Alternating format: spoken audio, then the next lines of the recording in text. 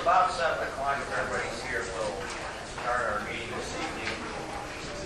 Find seats and come to order. Mike, yeah. Okay.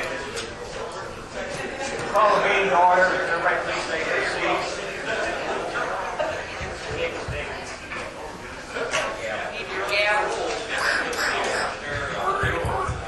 Okay. Will the secretary call the roll, please?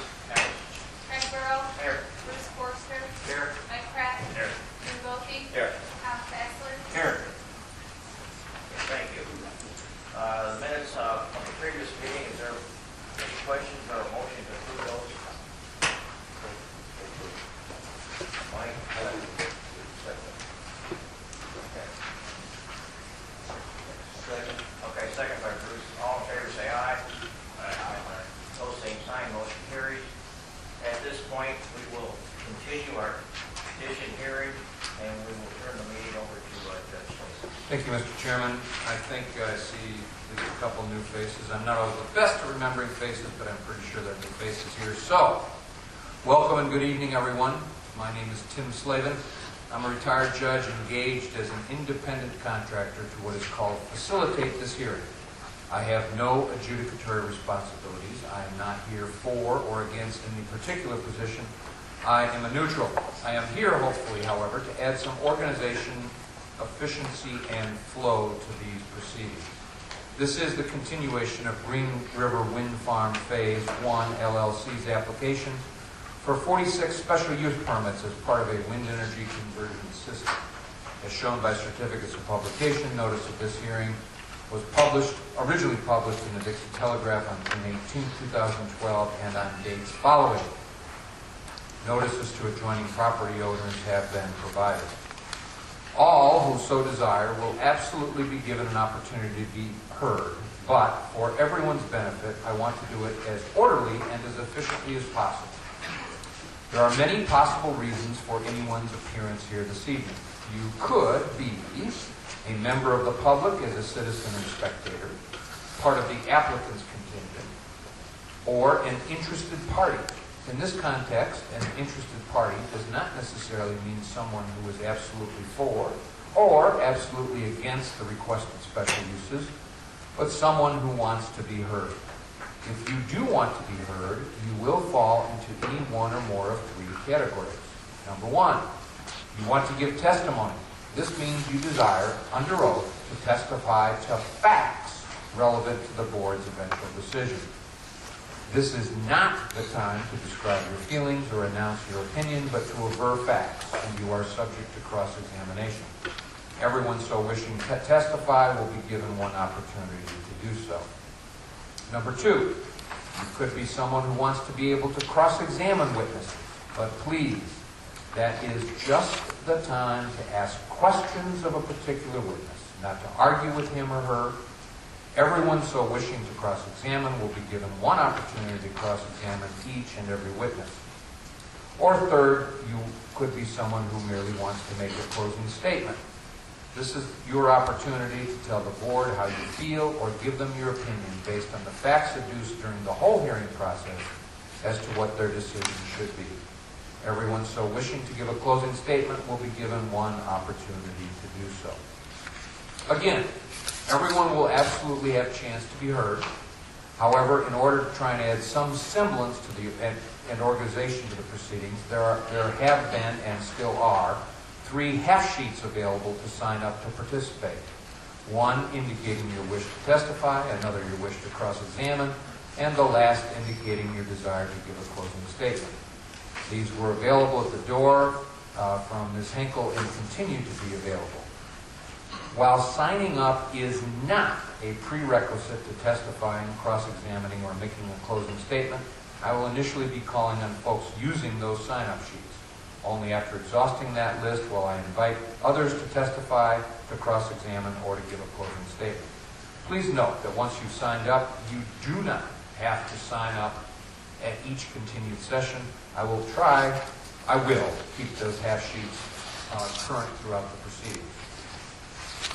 Written communications sent in advance of this hearing or any written material intended as something for the board to consider is subject to Board Rule Article 5, Section 12, that 8 copies be provided. Any communications received that do not comply with this requirement cannot be considered by the board. Those communications received which conform are now marked through exhibit number 42, and each board member has a copy and another copy made a part of the record in this matter. I will now review the chronological progress of the hearing. We have gone through the applicant's opening remarks. We are at stage 2, where the applicant presents evidence, one witness or document at a time. I will place each witness under oath or affirmation. After each witness, the commission first, and then interested parties have the opportunity to cross-examine that witness. And please, I emphasize again, that is just the time for questions directed to the witness testifying. After the applicant is finished, interested parties will be given the opportunity to present evidence, one witness or document at a time. I will place each of those witnesses under oath.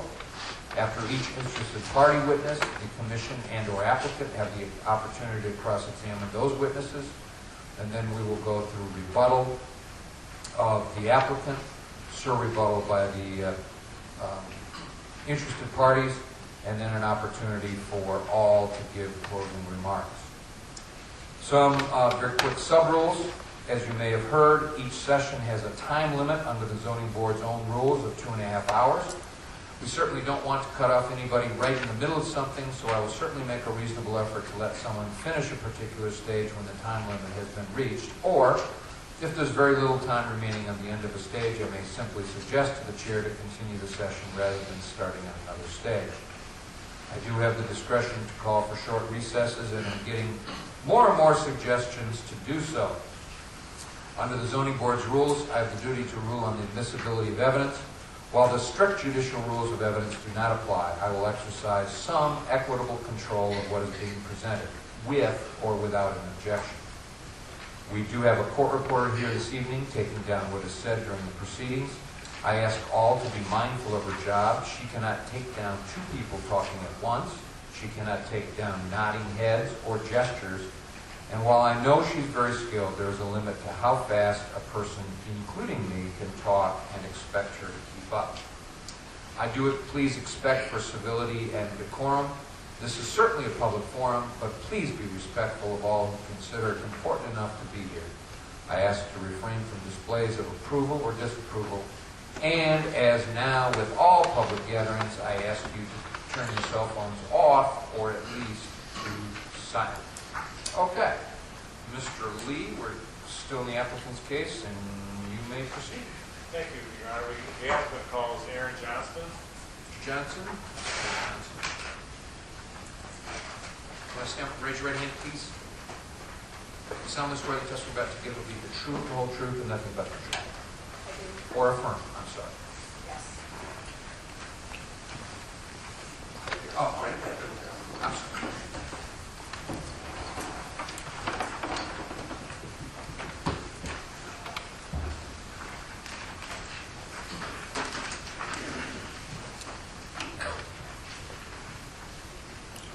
Good evening. Good evening. Could you state your name for the record, please? Erin Johnston. And Ms. Johnston, how are you employed? I'm employed by Garrad, Hassan, which is a wind energy consultant. What do you do for your employer? I do all sorts of technical studies in relation to wind farm design, as well as due diligence reviews of wind farm projects. And you're based out of? Portland, Oregon. And you've prepared a PowerPoint? Yes, I have. Feel free to present your PowerPoint. All right. I'll try not to interrupt you too long. All right, sounds good. Your Honor, do we have a copy of the PowerPoint? I do, but you do not know. I would ask for a copy of the PowerPoint if it's being used as an It's not in exhibit. board rules. Well, board rules say you're supposed to have 8 copies of every exhibit And tendered. They're tendering I've got PowerPoint. one, the board's got one, the court reporter's got one, Mr. Lee's got one. Board rules do not say every interested party is entitled to one, otherwise there'd be hundreds of copies. I appreciate the sentiment, but All right. So let's So here's a little background on my company. Garrad has been in the renewable energy industry since the 80s, in the wind sector for about 30 years. And one of the main things that Garrad provides is independent engineering reviews of projects. So basically a due diligence review. We are hired by a lender, a potential investor, a utility, to do a review of a wind project and provide a report with potential risks to the lender or investor. We also do environmental and technical studies, as you can see up here, 20,000 plus megawatts of environmental studies, including sound and shadow flicker studies. Wind energy production estimates for over 150,000 megawatts. 4,000 plus megawatts of permit applications prepared, as well as a subset of the independent engineering reviews that we've done for about 20% of the world's financed projects, about 7,000 megawatts specifically with environmental and permit reviews. So if a lender comes to GLGH and asks for an independent review, what exactly, and then let's limit it to sound and shadow, what exactly are you doing? Sure, yeah. The sound and shadow flicker reviews would be part of the environmental and permit review section of the independent engineering review. And we basically compare them to any regulations applicable to the project. So compare the report to the applicable regulations and make sure that the project is in compliance. So next slide. A little bit about myself. I've been working in the field of wind farm development since about 2007. I have a degree in mechanical and aerospace engineering from Princeton University. I'm a member of some trade groups, including I sit on the American Wind Energy Association subcommittee on wind-related sound issues. I've conducted wind farm layout design that includes noise and shadow flicker for about 1,500 megawatts of wind projects, and I've also done due diligence reviews for about 2,000 megawatts of projects. And I've been trained with Wind Farmer and Cadna A to perform the sound and shadow flicker studies. Next slide. Well, before we get to that, Sorry. what did GLGH do for this project? For this project, we performed sound and shadow flicker analyses for Green River. Okay, and I'm going to hand you what we previously marked as Exhibit 17A and 17B. Feel free to look at those if you want, but are those the part of the studies that your company performed? Yes, these are the sound impact assessments. What can you tell us what you found in the sound assessments?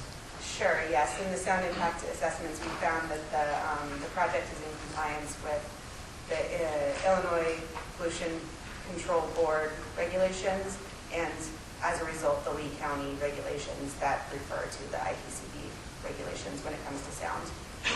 Now you're going to tell us a little bit about acoustics. I am, yeah. I just wanted to give a little bit of background on acoustics because I know a lot of terms are thrown around, and just for clarity so that everyone understands what we are talking about when we talk about sound. Sounds are characterized by their magnitude and their frequency. A sound's magnitude is measured in pascals.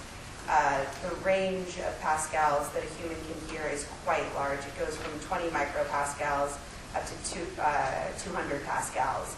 And so in an effort to reduce that scale, a decibel is used, which is a ratio. It's a logarithmic ratio of measured or modeled sound to a reference sound. And the reference sound is the threshold of hearing, which is 20 micropascals. So dB, or decibels, it's also known as the linear scale, and it's the scale that's used by the IPCB in their regulations. Next slide. There are also some filters, you could say, that can be applied to the dB linear scale.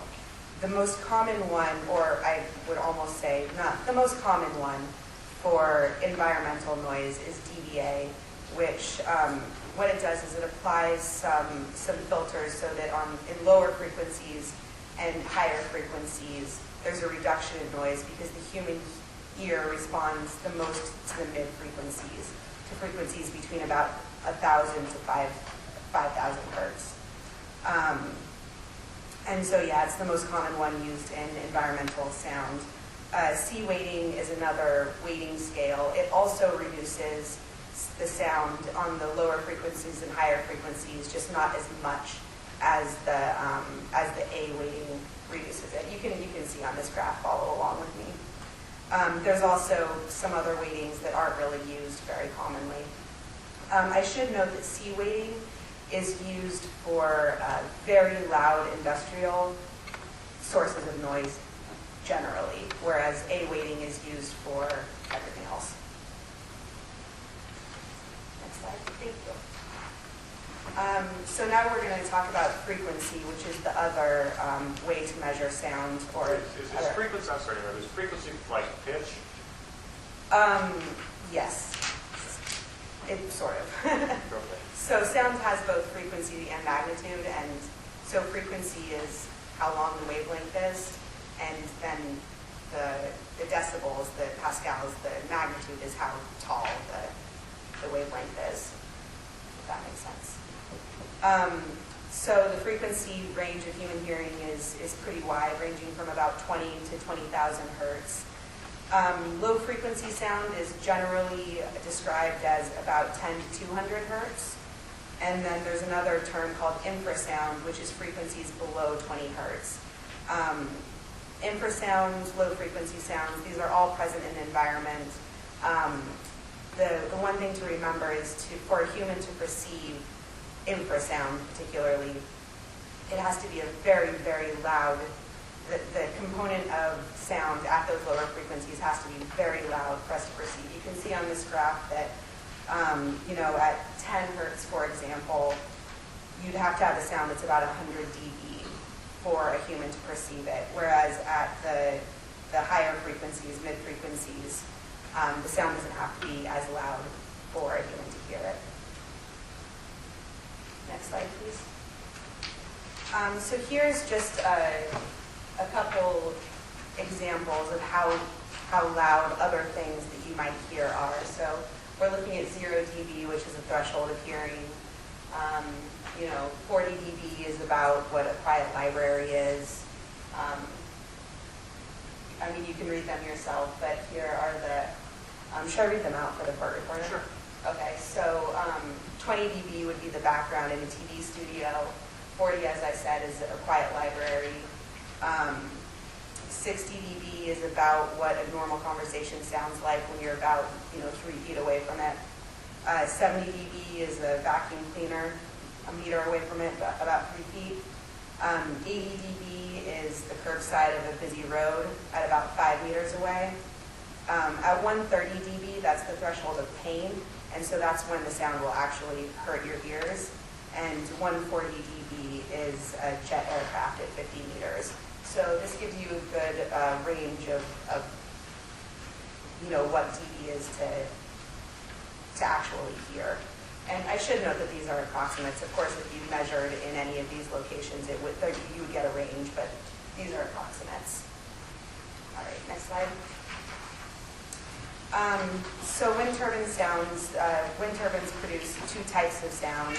One is a mechanical sound, and the other is an aerodynamic sound. Both increase with wind speed, as you would guess. The mechanical sounds include the gearbox generator, yaw drives, cooling fans, other sorts of things. When a turbine is stationary, it is completely silent. There aren't components that make noises when the turbine is stationary. Next slide. So I'm going to talk about the ISO 9613-2 model, which is the model that is used by the software that is used to model sound. It's the most commonly used and accepted model for wind farm sound assessment. The method predicts sound pressure levels under conditions that are favorable to propagation from known sound emissions. And the conditions are for downwind propagation or equivalently propagation under well-developed moderate ground-based inversion, such as commonly occurs at night. So what does that mean? Yeah, so that's exactly what I was about to get into. This means that the wind is blowing from each turbine to a receptor. So this is a pretty conservative assumption. A receptor is a home, whatever you're considering. But the model considers that the wind is blowing towards the home from each turbine. And so if you can imagine a home with 3 or 4 turbines surrounding it, it's completely unrealistic that the wind is blowing in all those directions towards the home. So it's a conservative assumption that's inherent to the model. Now, is this ISO model, is it used solely for wind farms? No, it's used for all sorts of environmental sound modeling.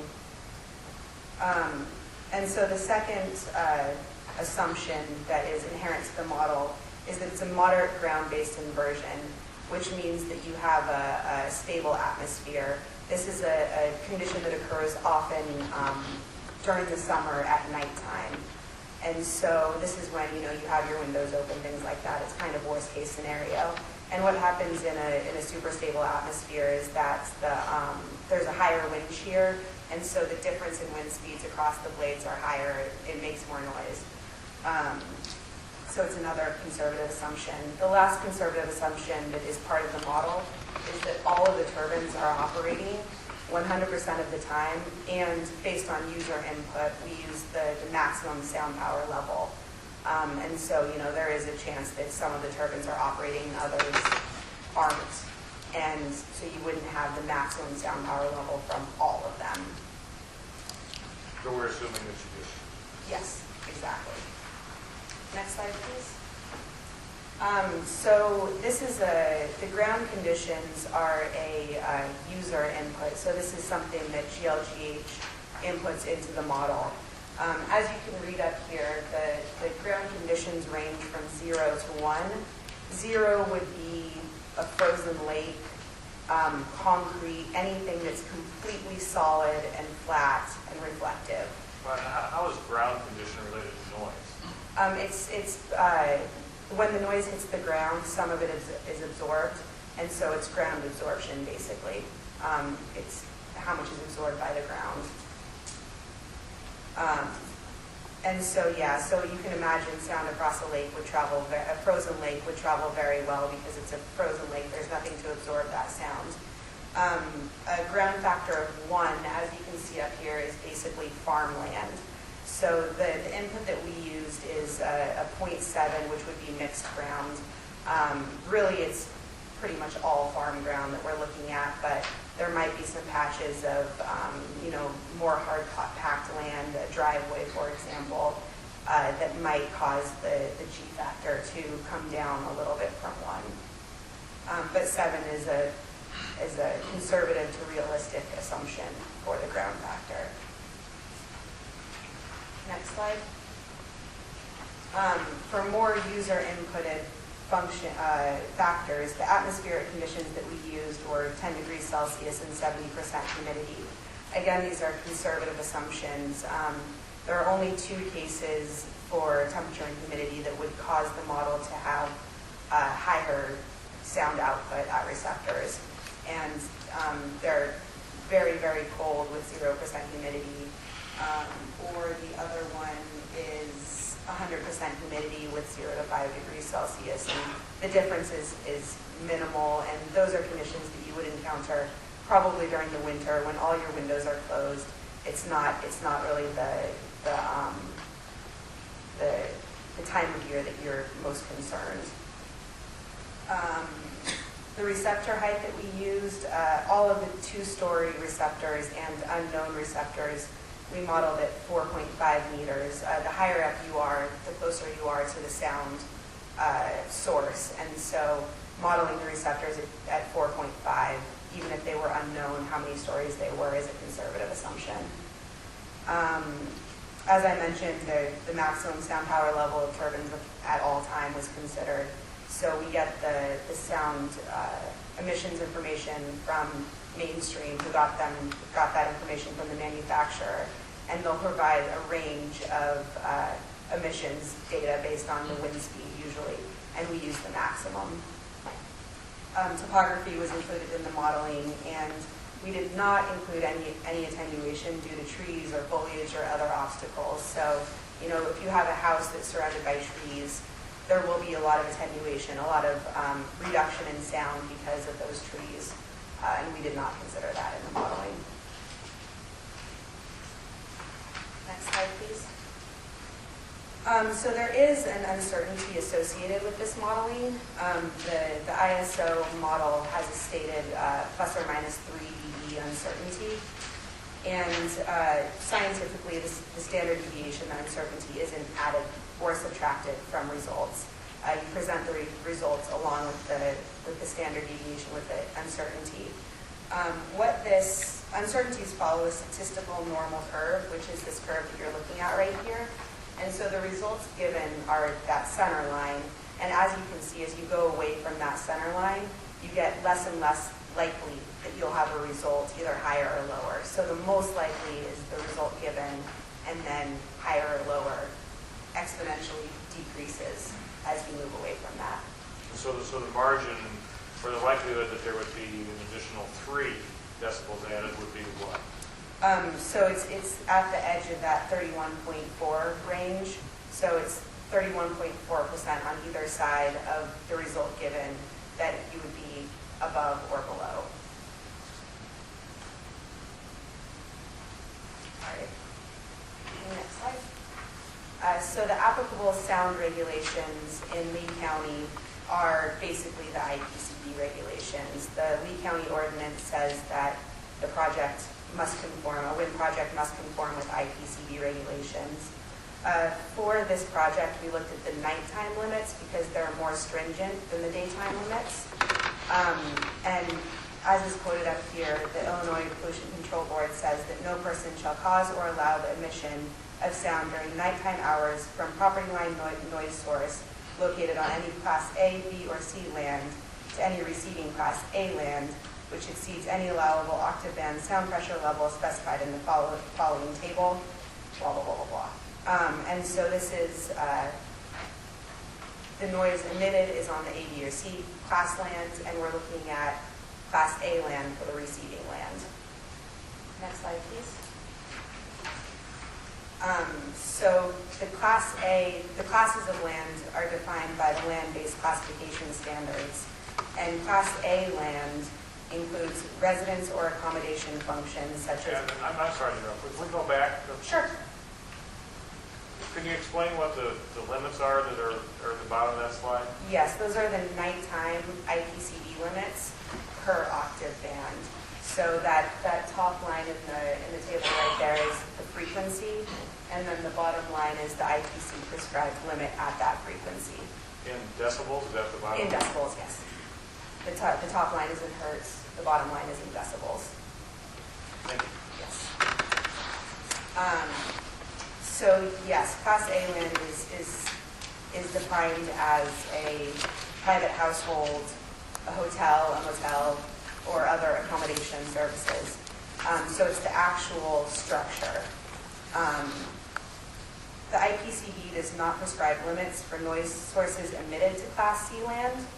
And Class C land includes agriculture, forestry, fishing, and hunting, such as crop production, support functions for agriculture, things like that.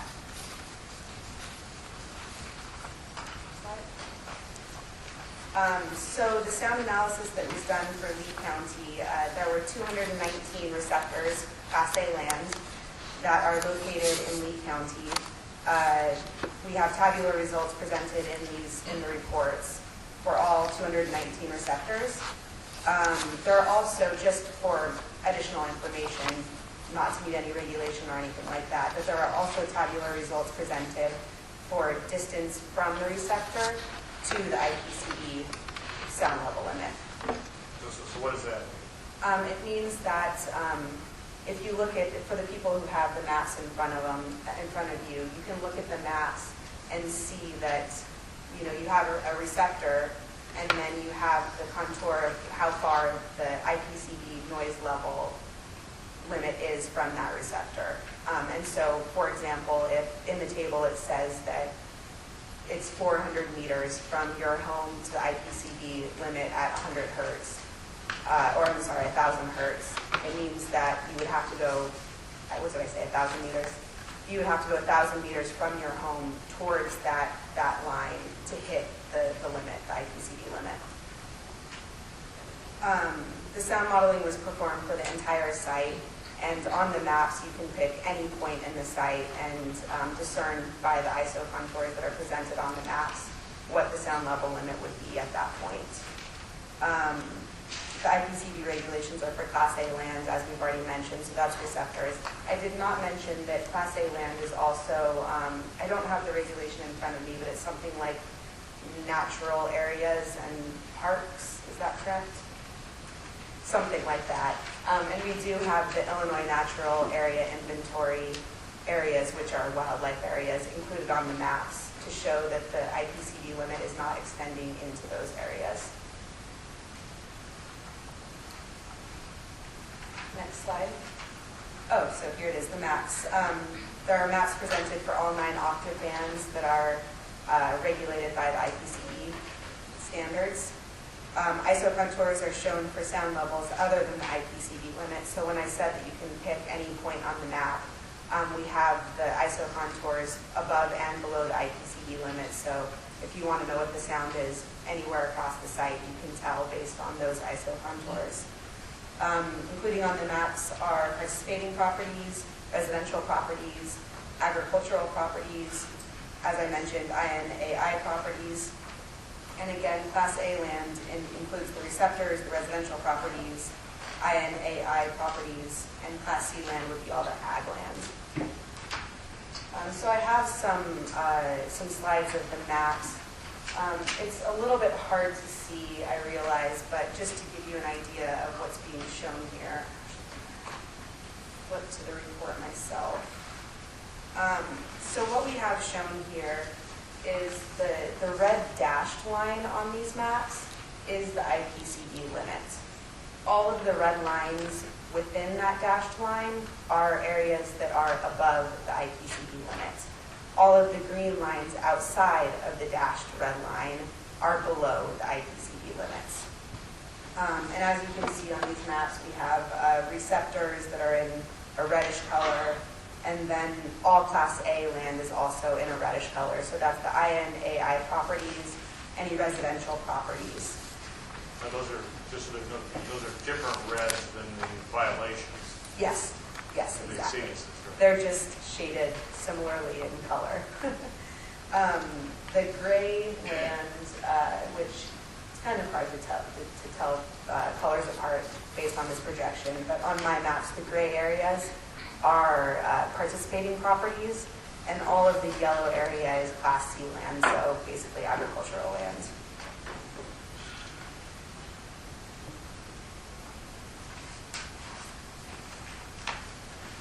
So there are 2 maps because for each octave band, the map was split into 2 just for clarity. It was too big of an area to show on one map. So this is the eastern portion of the site. Everything is the same there in terms of the legend. So in conclusion,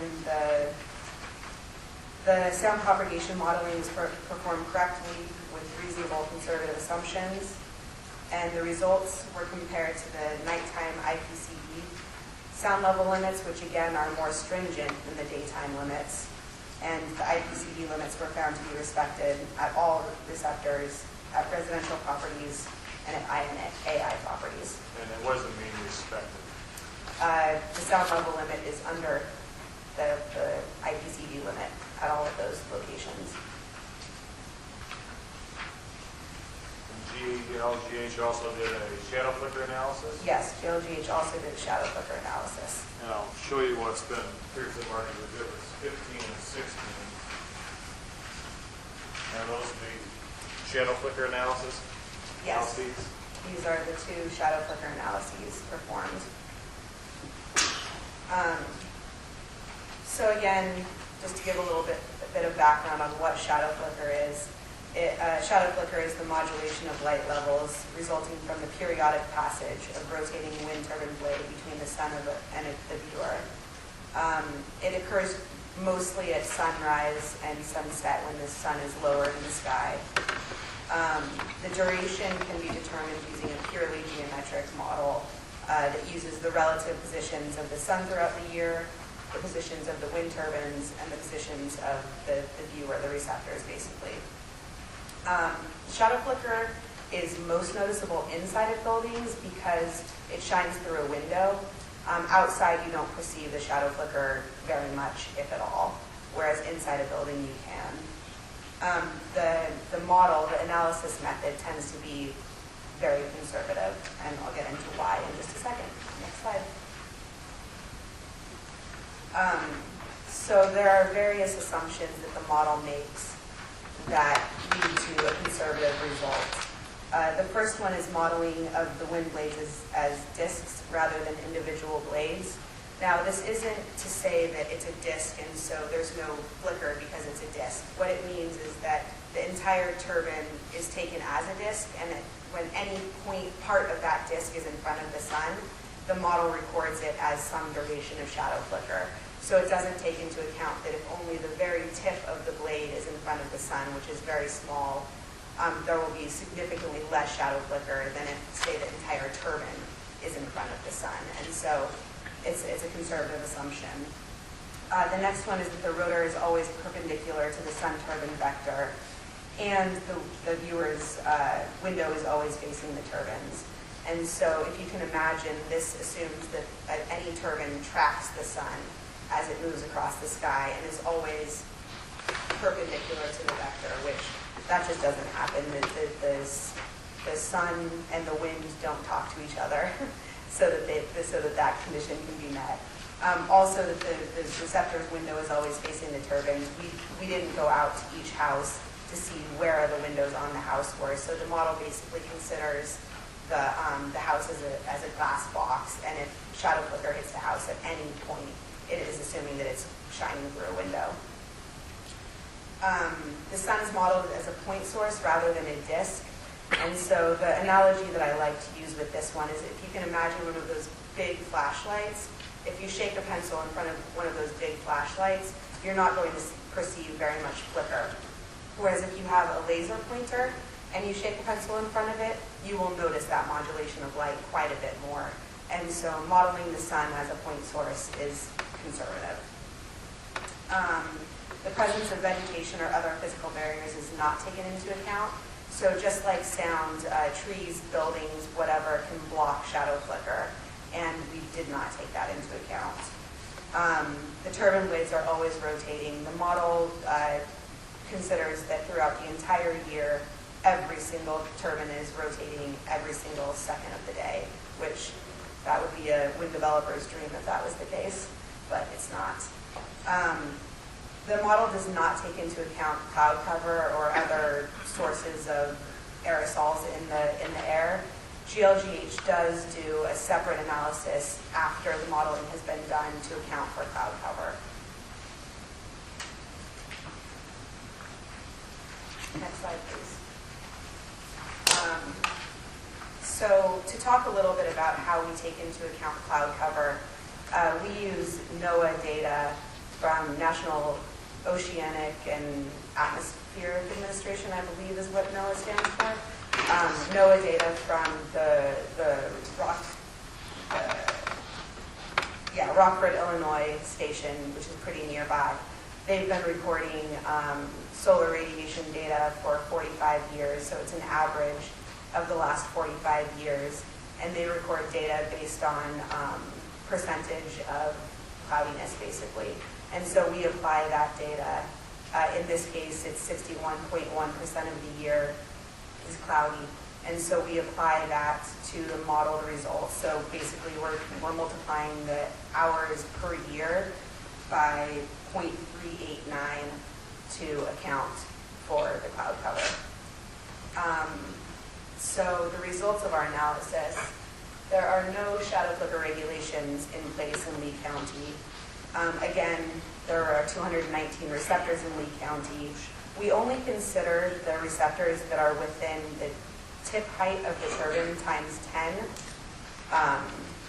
of a turbine. And so for the larger turbine, for the SWT 2.3 113, that is 1,560 meters. And so there were 99 receptors that were within that distance. We also included some receptors that were placed along the boundaries and interior of the INAI properties. The shadow flicker map is not as resolute as the sound map, and so we felt that in discussions with Mainstream, we felt that giving some actual results for those locations would be better than just presenting the map. So for the non-participating receptors, the receptor with the most duration of shadow flicker in 1 year is receptor 690. The predicted duration is 36 hours per year. For the larger turbine, the one with the 113 meter rotor diameter, and 31 hours for the smaller turbine. The participating receptor predicted to experience the most shadow flicker is 126. And again, it's 59 hours per year for the 113 and 46 hours for the 101. And those results do take into account cloud cover. And I believe that we have some maps. Again, these are maps showing the duration of shadow flickers. The different colors represent different ranges of durations per year. And the INAI properties are also presented on these. And we go to the next one. I did these for each turbine. So that first one was for the smaller turbine, and the second one is for the larger turbine. And obviously, you've approached this as a consultant for Mainstream. If I can have you change hats for a minute, if you were approaching this as a independent reviewer for a lender, for example, an investor, what conclusions would you reach? That the project meets all regulations applicable to the project. So we would not see any risk in terms of sound or shadow flicker. Thank you. Mr. Porter, Mr. Clark. Thank you.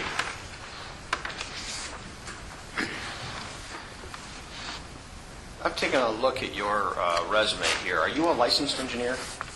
No, I have an engineering degree. So neither, and you were the author of both the shadow, I think that's on, is it? Of both the shadow flicker report and the noise study, is that correct? I was the author of both, yes. And so neither the noise study nor the shadow flicker report was drafted by a licensed engineer, is that right? That is correct. Shant, who, yes, was the approver, Shant is a licensed engineer for that. But he didn't draft the report. No, he approved it, he reviewed and approved it. And you ran the models, correct? I actually did not run the models. There were many iterations of this project. All of the sound modeling was performed by Erin. Erin Narcissian, who works out of our Montreal office, and the shadow flicker was performed by both myself and Crystal Alzen. And Erin and Crystal are not licensed engineers, is that correct? I would have to check on that. Erin might be a licensed engineer. You don't know, is that right? What? You don't know, is that right? I don't know.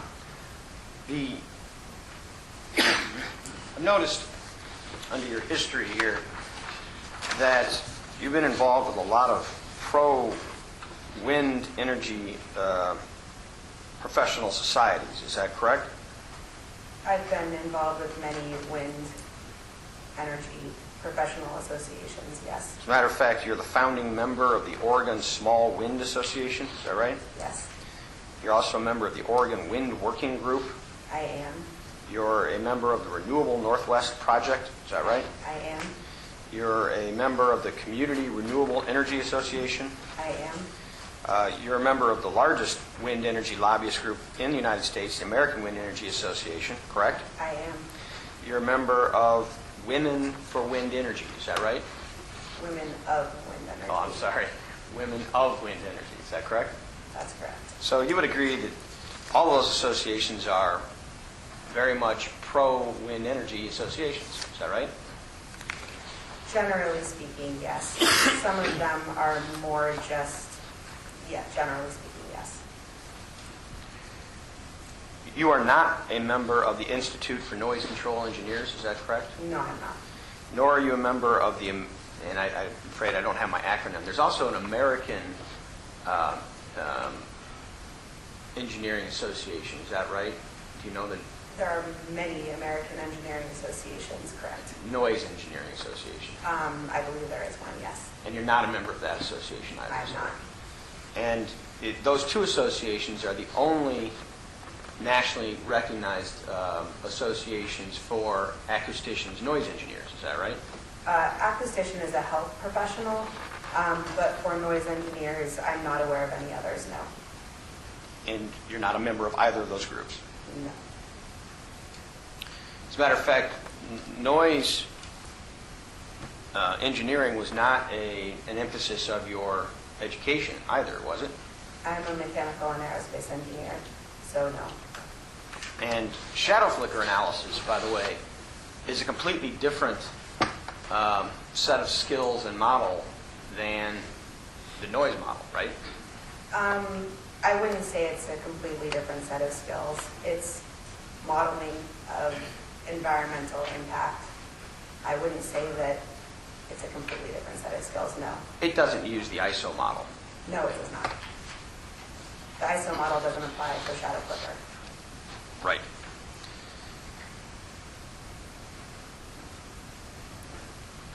You're being paid for your testimony tonight? Me, myself, I am not being paid, no. No, your company is being My paid, is that company correct? is being paid, correct. And your company, as a matter of fact, has prepared reports not only for Mainstream Green River Wind LLC in regard to Lee County, but also Whiteside County and Bureau counties, is that correct? That is correct. And your company has testified in Bureau County and Lee County, is that right? This is the first time that we're in Lee, so, but yes. And how much has your company billed to date to Mainstream Green River Wind LLC? To my knowledge, that is confidential information under our non-disclosure agreement with Mainstream. Just answer the question, please. You asked for all three counties? Correct. Combined, how much has Garrad Hassan billed, charged for services to date? So we have testified in Bureau now 4 times, I believe, plus this testimony, plus many reports that we've created. I believe that at this point it's somewhere around $80,000, I believe.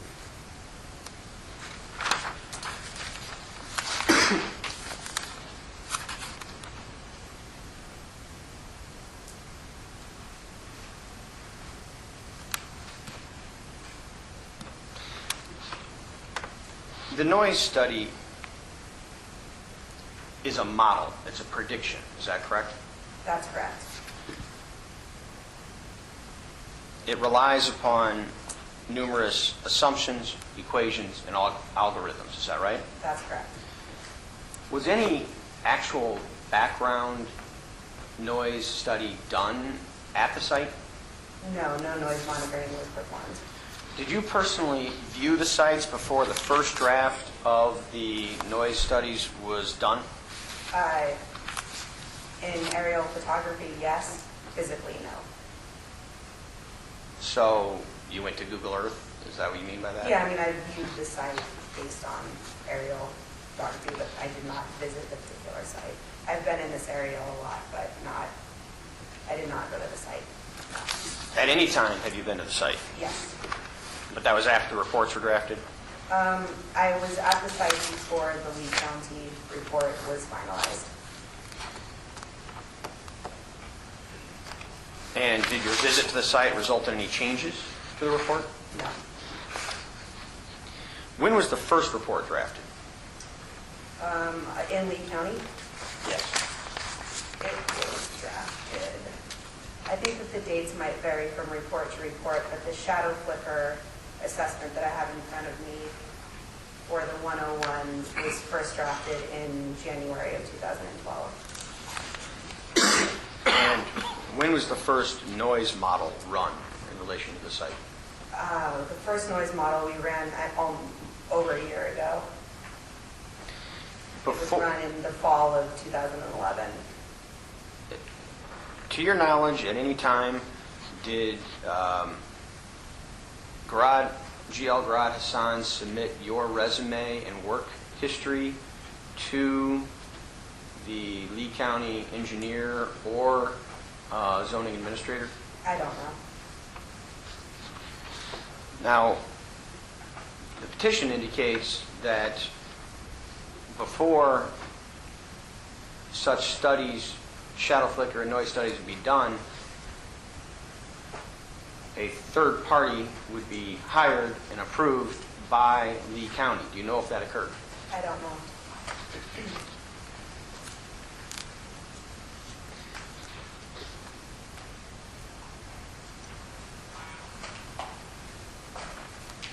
You mentioned that the model you used was CADNA-A, is that correct? That's correct.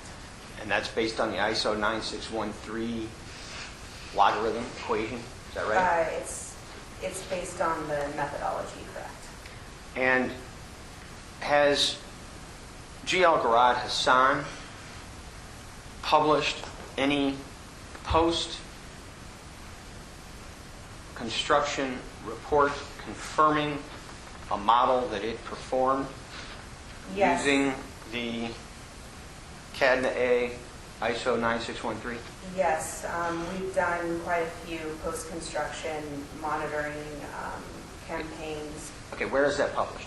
I have a presentation that was given by a colleague of mine that was given at a Canadian industry conference. The actual results from the actual post-construction monitoring that was done was all done for clients, and so those would be confidential. They're not public reports. I don't know whether there's a report that goes along with the presentation that was given. The presentation that was given is obviously public. So I'm not sure if there's a report that goes along with that is public. So to your knowledge, there is no post-construction study that I can review that will confirm or discount the predictions of one of these models that GL Garrad Hassan has done, There's correct? the presentation that I'm referring to that refers to other reports. And so, yes, you could review this presentation and see the results that were presented. But if I understood you correctly, the data isn't associated with that presentation. There is data in the presentation. It just doesn't have specific locations. And where is that published? You'd have to track down. I mean, I have it. You can go to the conference website, I'm sure, and find it. This isn't confidential information. And to note, the study did show that the post-construction monitoring very closely lined up with the modeling that was done pre-construction. Were there exceedances found compared to the model? I don't know. Let me direct your attention to the models that were done in this case. And in particular, I'm going to use the 101, which the copy that I eventually was able to acquire is dated July 30 of 2012. And its status is a draft. Is there a copy that's been done since then? No. Okay, to your knowledge, is this draft then the final? To my knowledge, yes. Actually, yes, it is the final. I'm not sure why it was marked draft. Administrative error, I'm sure. Okay, it also indicates that it's issue B. Yes. What does that mean? There were many iterations of the layout that were done between the first issue and the second issue, even before the first issue. There were iterations of the layout that were done, and so this is the final layout as far as GLGH knows, and so those are the changes that were made. Now, the original petition, I believe, doesn't reference the number of turbines, but if you count them on a map, you'll find that there's 58. Were you aware of that? In Lee County. I have not seen the application that Mainstream turned in, so no, I was not aware of that. Well, in the first iteration of noise studies that were done for the Siemens 2.3 101, how many turbines were involved in that iteration? How many were located in Lee County? Right now, how many, period? 53. Okay, well, your noise model actually considers all of the turbines, whether they're in Lee County or elsewhere. I'm Is that sorry. right? You asked about this. I know. Is that right?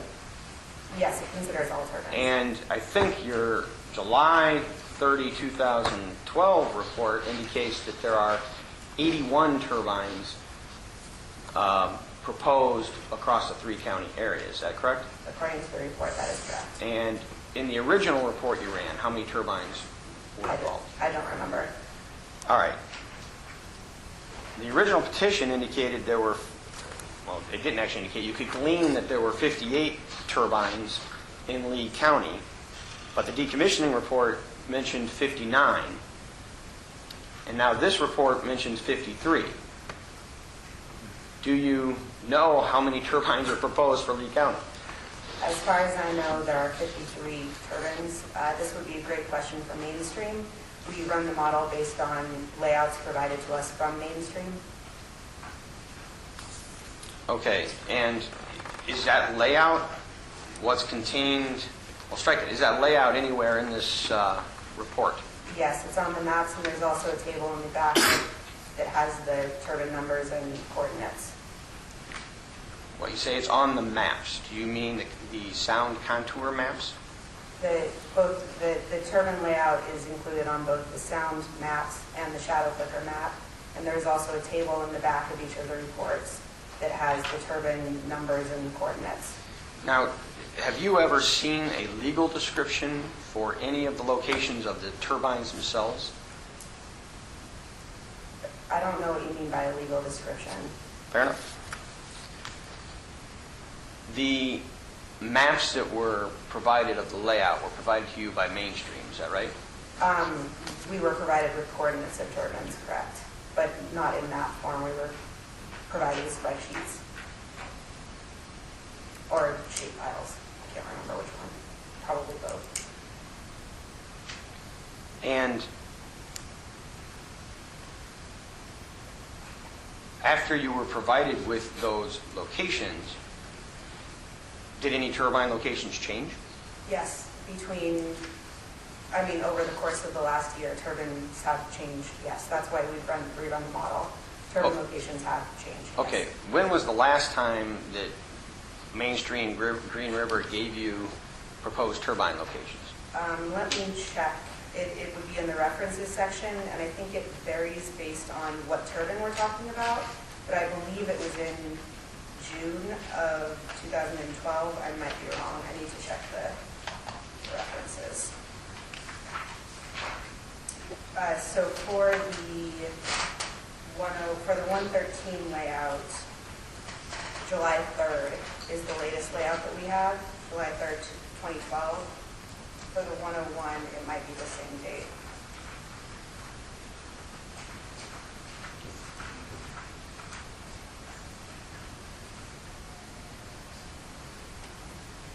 Yeah, same date, July 3rd. Okay, and the application here, or at least one of the applications, was filed on May 14 of 2012. Do you know what the layout was on that date compared to the date that you ran your noise study? I'm sure I had that layout at one point, yes, but it was updated, and this is the most current layout that I have been provided by Mainstream.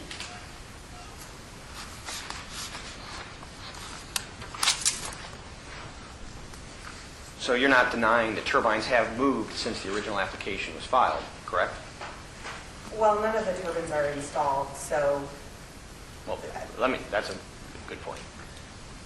You're not denying that the proposed turbine locations has changed since the original application was filed, correct? I don't know what's in the original application, and so I can't speak to what are changes between the layout that are presented in these reports and what's in the application. Well, when was, you said there have been many iterations of the noise study done, and the last one was July 30th. What was the date of the one before then?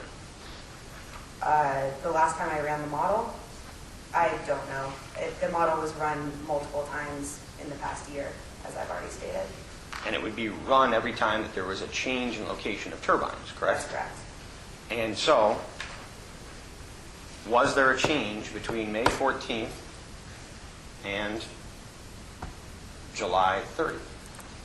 The latest layout I had got was on July 3rd, as I've said, and so if that is a differing layout than what was presented in the application, then yes, it's changed. But again, I don't know what was presented in the application.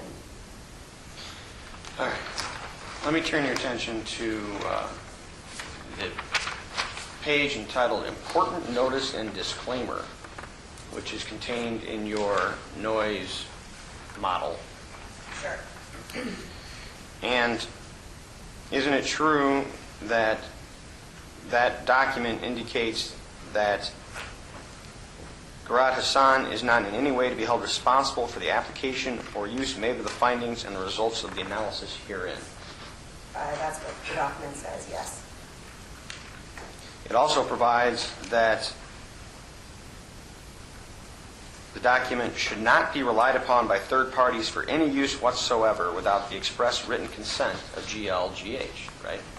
That's true, but it's also subject to the document classification, and this document is classified as client's discretion, which means that it can be distributed basically how they would like to distribute it. And so, no, they do not need our consent in writing to distribute the document.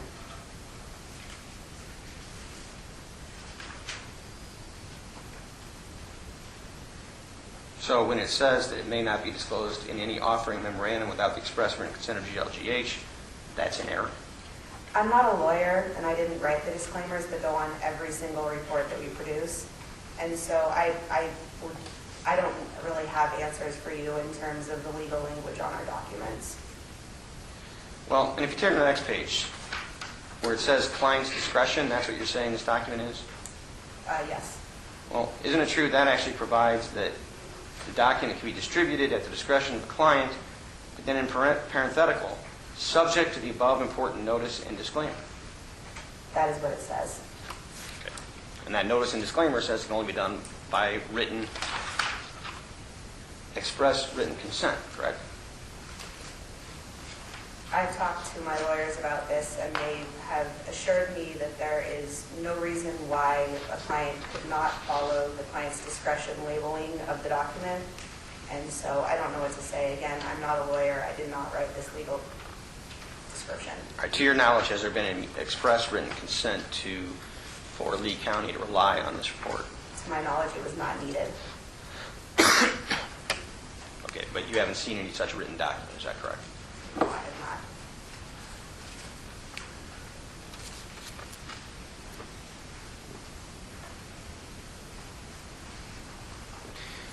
Are you aware that Mainstream's application has indicated that they might use a completely different turbine model?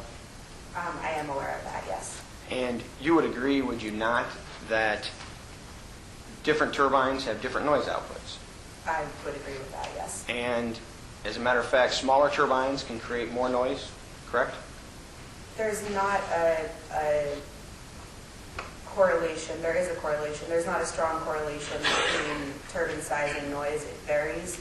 And so a smaller turbine, yes, can have a higher acoustic emissions than a larger, as is the case for the 101 versus 113 that we're looking at right now.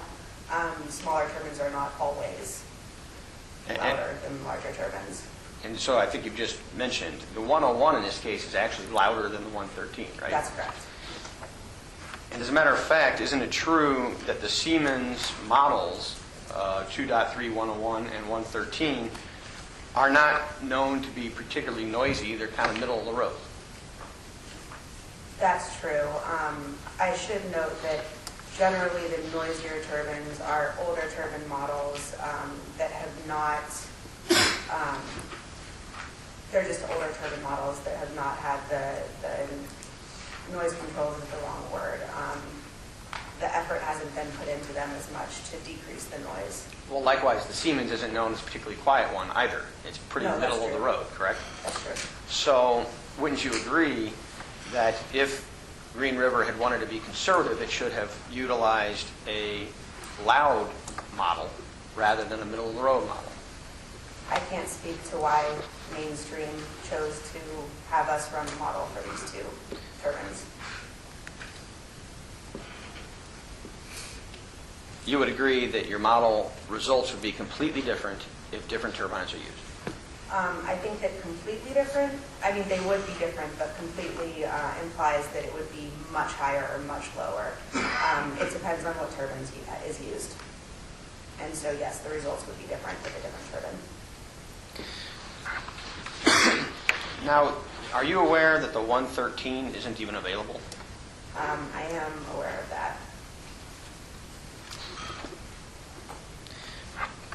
And do you have any knowledge that it's ever going to be available? I would assume it will be. Do you have any basis for that assumption? I know that a lot of wind farms are considering using it, so that would be the basis of my assumption. Now, the petition and the proposed ordinance indicates that a design certificate would be supplied for any model for which there is an application pending. And I did notice that there is a D&V design certificate for the 101 in the application materials. Have you seen that? I have not seen that, no. What do you know what a D&V certificate is? I know what it is, yes. What is it? It's a turbine certification document. And the D&V stands for some Norwegian name that I can't pronounce. What is that name? Do you know? I don't know, but it's a Norwegian name that I do not know off the top of my head. Do you know if there is any D&V certificate even available for the 113? I don't know.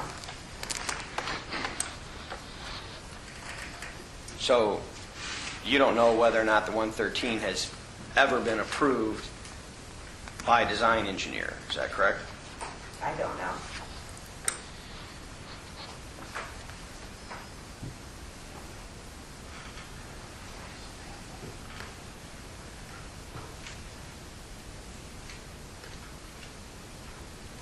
You would agree that in order to accurately run a model, you have to know not only the turbine, but you got to know the exact number of turbines and the locations, correct?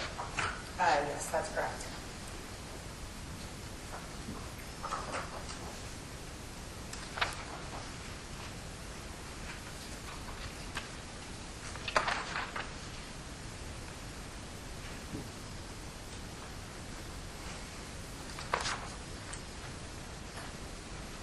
In total, how many versions of the layout have you seen now?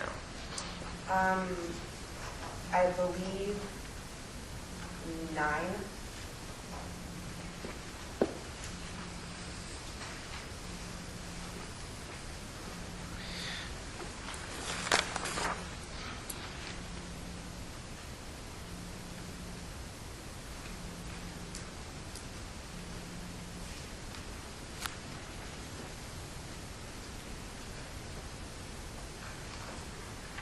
Do you know whether or not there is any proposal to move any more turbines since your July 10 report?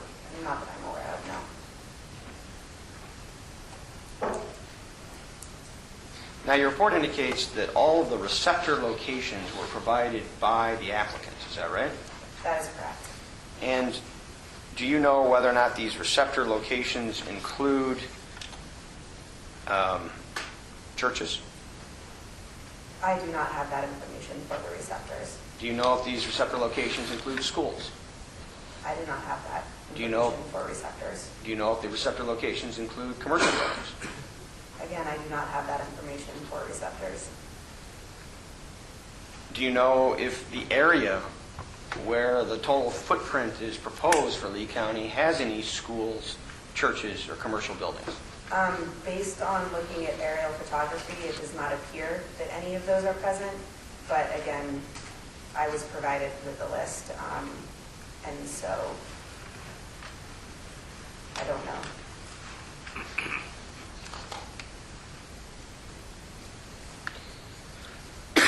I have driven around the area, and I didn't see any schools or churches within the footprint. What about daycare centers? I didn't see any daycare centers, no. And did you drive to all of your proposed turbine locations? I did not know.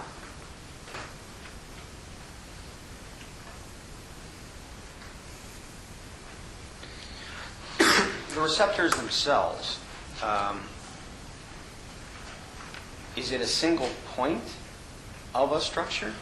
It is a single point of a structure, And where is that point? near the center of the structure. Okay.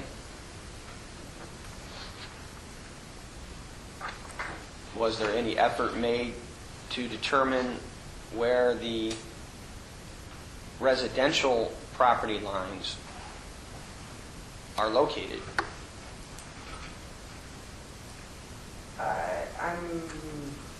I'm not sure what you mean by that. There are property lines on the maps, presented on the maps. All right, let's get out the map. I'm going to refer you to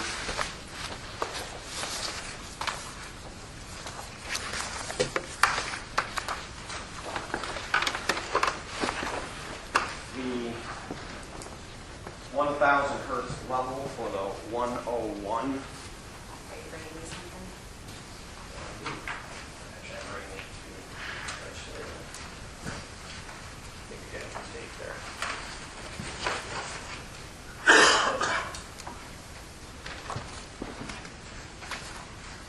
Is this duplicate of what's in our plans this time? Well, it's in their report. I just don't want to, I just don't want to mark it again if it's already part of it. It would be very difficult for me to be able to view their massive report is page such and such. So we want to hand it out.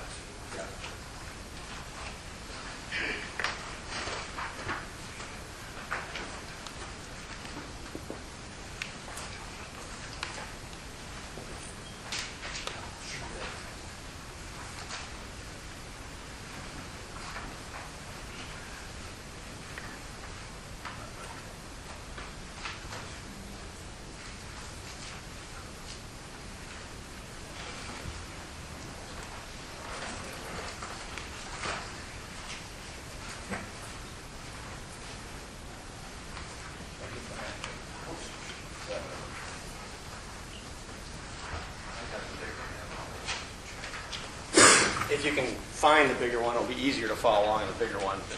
But I unfortunately don't have the bigger one. Okay, now this is the only copy that was made available to me, which is an 8.5 by 11 copy.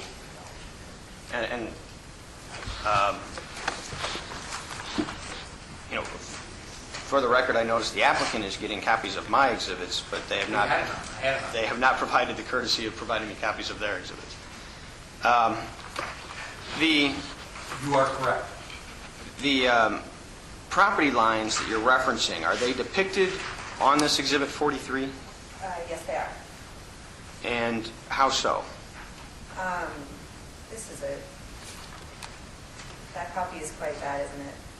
They're shown as light gray lines. Shown by what? Light gray lines Okay. on the maps. And those light gray lines are property lines gleaned from where? I was provided with those property lines from Mainstream. All right. And then there's this yellow color throughout the document. What does that depict? Are you talking about on the maps? Yes. That's agricultural land. Okay. And that agricultural land was determined by who? I was provided with information from Mainstream. It was zoning information, I believe. Okay. So, isn't it true that the areas that are residential are zoned agricultural? No, there are some residential areas that are zoned residential. You can see, for example, on the first map for the 1,000 hertz, there's a small property kind of to the northwest portion. It's a residential property. Okay, but all of the receptor sites are residential properties, is that right? They are homes. But they're zoned agricultural, is that correct? Yeah, the land that the home sits on is agricultural land, that's correct. And isn't it true that that single point that you've referenced as residential is surrounded by a bigger building, which is also surrounded by a bigger yard? I mean, I guess, but on the scale of that we're looking at this map, that dot is probably bigger than the home to begin with. Okay, well, Mike, your model selects a single point, correct? No, actually, as you can tell by the maps, it does not select a single point. It models it across the entire site, and we presented results. Let me ask the single question points. again. Earlier you testified that the location that your model, the table that generates the output, identifies a receptor as a single point within a home. No, I testified that the modeling was done across the entire site, and that tabular results were presented for various receptor sites. Okay, and those tabular results are identified in your report as Appendix B, is that right? That's correct. Okay, and those identify receptors, is that right? Yes, they do. And the particular UTM coordinates of eastings and northings for those receptors, is that right? That's correct. Now, that receptor, is that a single point or is it a specific acreage? How big is that receptor? The receptor is a single point. Okay. So, but isn't it true that the residential property is actually larger than that single point? Yeah, I mean, I think it depends on what house you're talking about. But yes. And so, as you can tell by the maps, and we presented distances from receptors to the sound level limit, so you can get an idea of how far away a home is from a limit. I believe that the closest is... well, it's not a home. It's a single point within the home, correct? The difference between a point within the home and the edge of the home when it comes to sound modeling is negligible. It's not a far enough distance to cause any difference within the results presented. Okay, well, let's jump to the document you're talking about, which happens to be Appendix C to the noise model. And Are you looking at the 101 report? yes, So we can look at something. throughout, gentlemen, I'm going to be looking at the 101 in regard to the noise model, because that's the louder turbine, right? Yes, that's And it's also the only turbine that's available out of the two, correct? correct. Okay. So,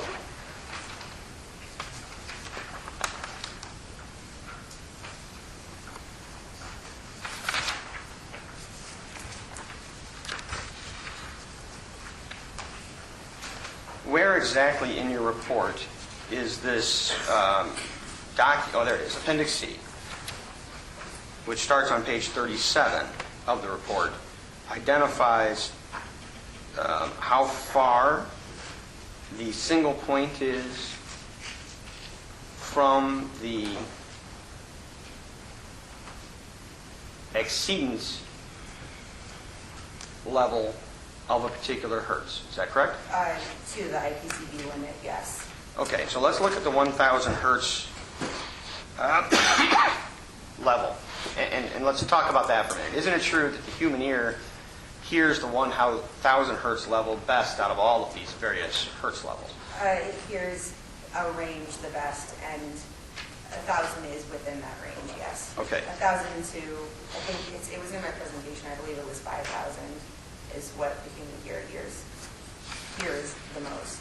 All right, and there are at that 1,000 hertz level, for example, receptor 46 is only,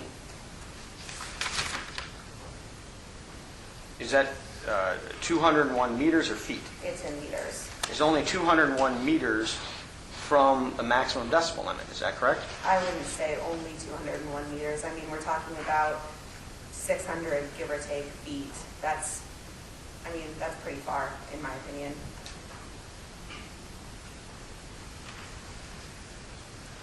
The 600 feet would be 200 yards?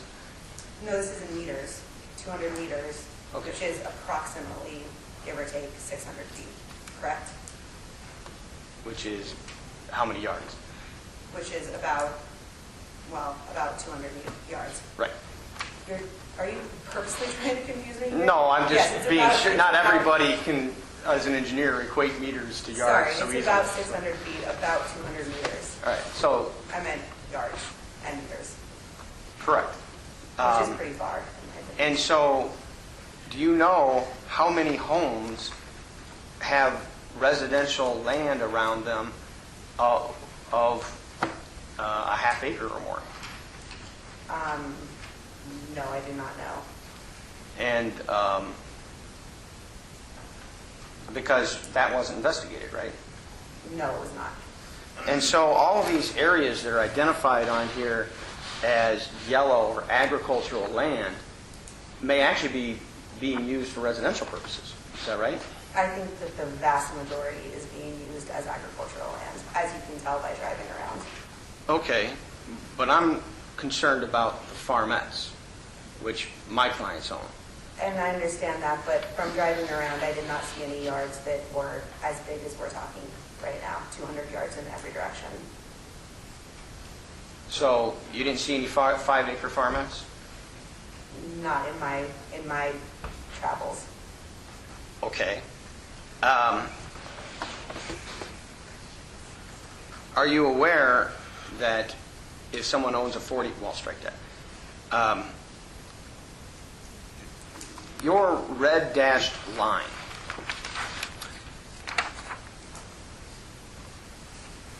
what does that red dashed line mean on Exhibit 43? And I would urge the ZBA to try to find a larger map if possible. I don't have a copy of that, unfortunately. The red dashed line is the IPCB limit Okay. for that octave band. And how many times does that red dashed line cross over onto a non-participating lands property on Exhibit 43? Do you want me to count? Have you counted before today? I have not counted before today. Would you agree that it is dozens and dozens of times? Dozens and dozens, I think, is an exaggeration. If you would take a moment and tell me your best estimate of how many times out of the 53 turbines that there is an exceedance across the property line. You really want me to sit here and count? I want you to give me your best estimate, yes.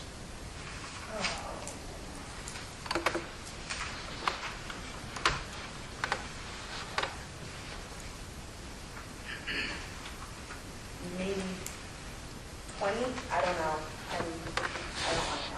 So why is it that your report, I'll strike that, isn't it true that your report, however, indicates that there are no exceedances across the property lines? I don't think our report says that there are no exceedances across property lines. Well, it certainly didn't inform the reader that there are exceedances on non-participating properties, did it? There aren't any regulations on Class C land, and so our report was following the regulations which say that the sound level cannot be exceeded at Class A land. Oh, okay, but We you did our didn't, best to identify Class A land, and in that best effort, we did not identify any exceedances on Class A land. but you didn't go around and determine what the land was being used for in order to determine whether or not it was Class A or Class C land, correct? Mainstream has gone around quite a bit, and no, I personally did not. So you're relying on the fact that Mainstream provided you this chart showing all of that land to be agricultural, and you're calling that Class C land, right? That's correct. Isn't that true that that's not the way the Pollution Control Board looks at it? It looks at it as to what the land is being used for, not what it's zoned as, correct? In the chart in the table of land uses, there is no indication of any residential functions except residences. It was in my presentation. If I go back, I can read it. Well, you and I have done this dance before. You're aware that a yard is an accommodating function to a residence and is considered residential. I am not aware of that, no. Have you reviewed the Knox case? I have reviewed the Knox case. And are you aware that the issue there was whether or not a pond, which was being used for recreational purposes, had been bisected or removed from the residential land by an industrial usage? No, I do not remember that. Well, do you remember that what the case involved was there were two sheds that the landowner was using for commercial and industrial purposes, and the PCB said because those sheds are between his home and the pond is not a residential use. Okay.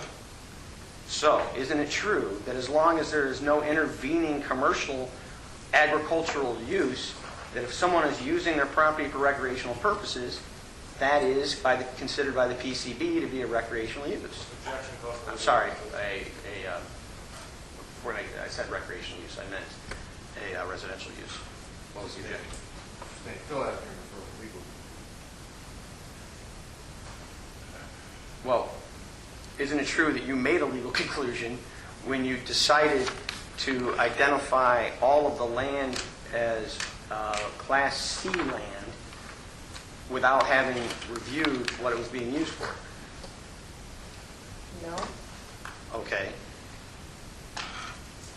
You completely relied upon Mainstream's characterization of every yellow shaded area as agricultural, correct? That's correct. You did not make any effort to determine what the land was actually being used for, right? I mean, I've seen aerial, I've looked at Google Earth, I've driven around the site, so I wouldn't say no effort. Now, the white areas on this map, what do those areas depict? Those are participating landowners. So if the area is not shaded white and it's crossed over by a red line, a dashed red line, that indicates that a non-participating landowner is going to be subjected to decibels in excess of 41 dB at the 1,000 hertz level, correct? Their land at that location will have sound levels at that level as shown on the map. I do not characterize that as an exceedance because as far as I know, it's Class C land, which there are no limits to. And so, no. Isn't it true Answer? that... I'm sorry, I interrupted. No, I'm done. Isn't it true that the Illinois Pollution Control Board regulations explicitly require the studies to be done at the property lines? That is not correct. Well, you put up earlier the reference to the property line noise source. Isn't it true that that's where the studies are supposed to be done? No, the property line noise source is a noise source that emits across a property line. It doesn't say that the study has to be done at the property line. And you are not denying that at the 41 decibel maximum limit, there are numerous occasions where these turbines emit across the property line at that level, correct? No, I'm not denying that. And if someone were to be using their property for residential purpose at or around that property line, they would necessarily be subjecting themselves to noise in excess of the PCB limits, right? As far as I know, there aren't residential activities going on at those locations. But you haven't done anything to determine that, correct? Well, I think that, aerial photography, looking at zoning, driving around the sites is some effort, yes. Okay. Pick a turbine for me. Any number. Oh, let's see. That involves a cross, an exceedance at the property line. Let's get back to my clear maps.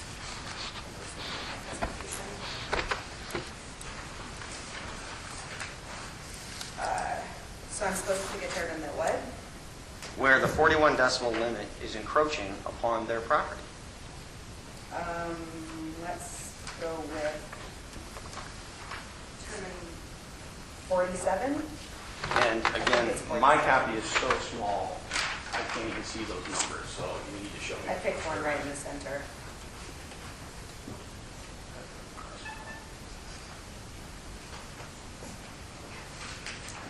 Sorry. That's it, across the, I mean, the IPC limit is right here. Okay, yeah. So the dash line does cross into a non-participating property, is that right? That's correct. So that non-participating property, what's it being used for? Agriculture, I Have you assume? seen it? I don't know if I've seen that particular. Whose property is it? I do not know whose property it is. And so you're, again, just assuming it's agricultural based on what Mainstream has told you, correct? And based on my knowledge of the area, most of the area around here, well, not around here, around the wind farm is agricultural. Wouldn't you agree that the conservative approach would have been to site these turbines so that the 41 decibel limit was not encroaching upon non-participating properties? No, I do not agree with that. Why not?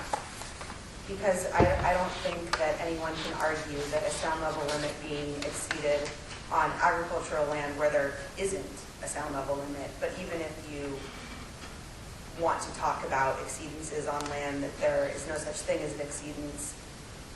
Agricultural land is not something that you worry about what the noise level limit is because it's agricultural land. People aren't hanging out there. Okay. Let's assume I own an 80-acre parcel and decide I want to build a house in one of the areas where Mainstream is exceeding the 41 decibel limit. Do you know if I will be able to do that? Can I build a house knowing that I'm going to be subjecting myself now to dangerous noise levels? Objective of it is dangerous. Just saying. Well, I'll cover that in a little while. Do you know, we'll strike that. Are you suggesting that people should be forbidden from building homes then in these areas 20 plus where Mainstream is exceeding the decibel limits at their property lines? And no one is being forbidden from building anywhere on this land based on Mainstream's project.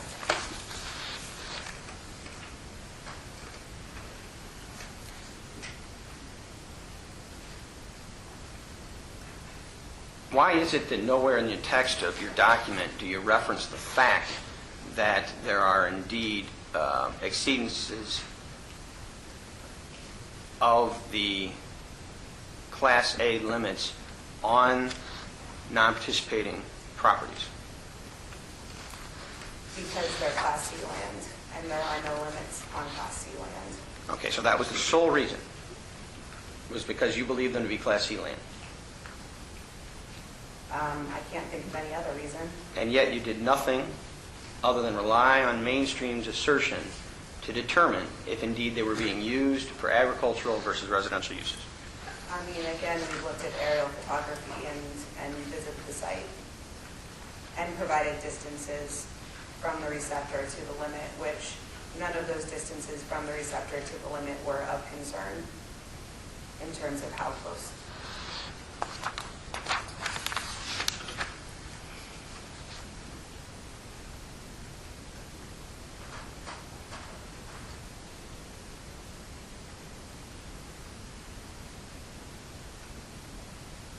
You would agree that accessory functions like decks, patios, yards, and garages are all part of the residential property, would you not?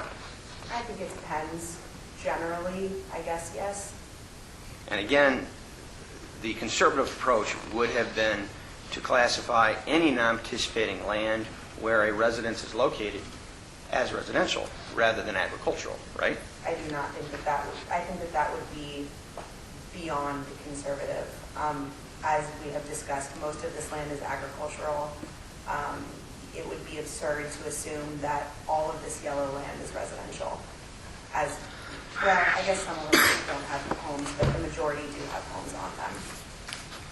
So the majority of these properties where there are exceedances at the property lines indeed have homes on them, is that correct? I believe so. I mean, it seems from glancing at this that, yes, most of them do have homes somewhere on them. Now, you mentioned that the INAI sites, the Illinois Natural Areas Inventory sites, are somehow accounted for in your noise study. Where at? They're shown on the maps. As I've said, the modeling is performed across the entire site. And you can tell, anyone can tell by looking at the maps, that no red dashed line crosses into an INAI property. How are the INAI properties depicted on the map? They are red with some hashing on them.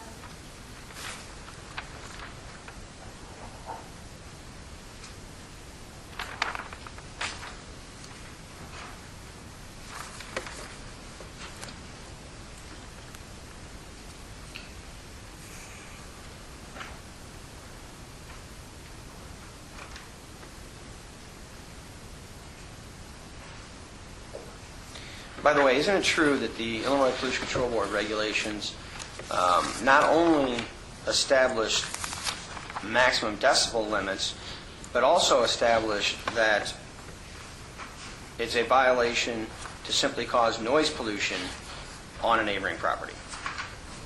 Yes, that's correct.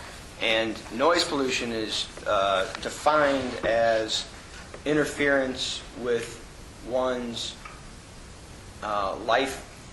Strike that. Noise pollution is defined as unreasonable interference with one's life or activity. Is that right? I will trust you that that's the quote from the regulations. Well, you don't have to trust me. Let me get out the reg.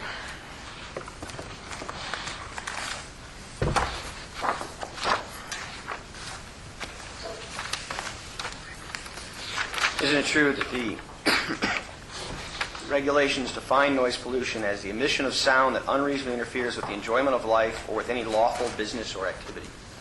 You just read it from the regulations, so yes. And isn't it true that it's pretty well recognized in the noise engineering field that a 5 decibel increase above background is annoying? I would not agree with that, no.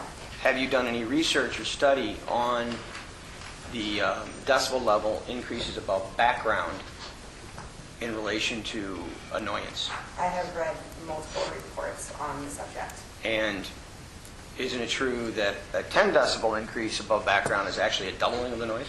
That is correct, yes. And that's usually considered highly annoying, correct? Again, I don't think you can draw that general conclusion. So, Well, what does the literature provide?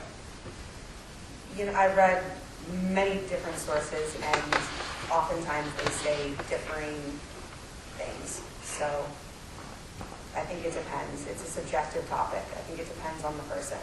Did Garrad Hassan do any modeling to determine how much above background the noise emissions will be at the property lines?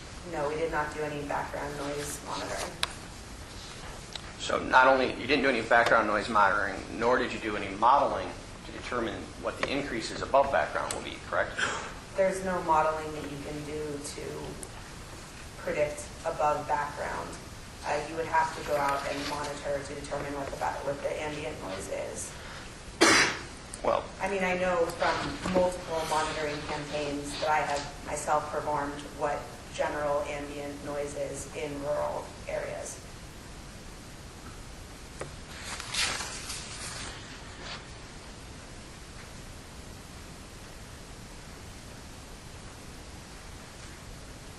the text of the report indicates there are 600 sound receptors in the vicinity of the wind farm, but the tables indicate there are 800 receptors. Do you know which it is?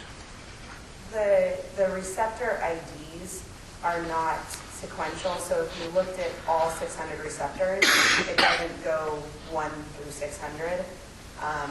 There are, in fact, a couple receptors in another county that are like 3,000 something. And so those numbers don't have to do with how many receptors there are. They're just ID numbers. So, and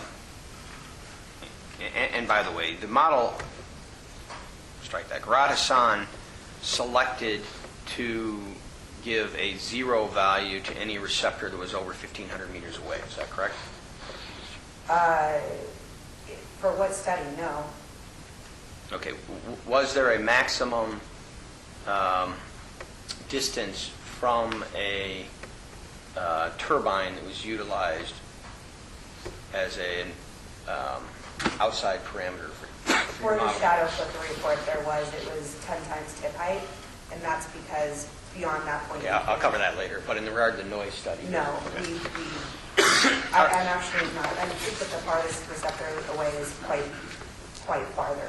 Okay. Quite a bit farther than 1,500 meters. So the 600 sound receptors, though, 219 are in Lee County, is that right? That's correct. And of those 219, 196 are non-participating land owners, right? I will trust you on that. I don't have that number in front of me. Okay. I took that from your report. Oh, I do have that number in front of me. 196 are non-participating. And so 92% of the properties affected in Lee County by noise are non-participating landowners' properties, I correct? would say that percent of receptors considered in this study, if you looked at how far away some of those receptors are, you could confidently say that they are not affected whatsoever by the noise caused by the turbines. How many homes will be affected by noise? It depends on what you define as affected by the noise.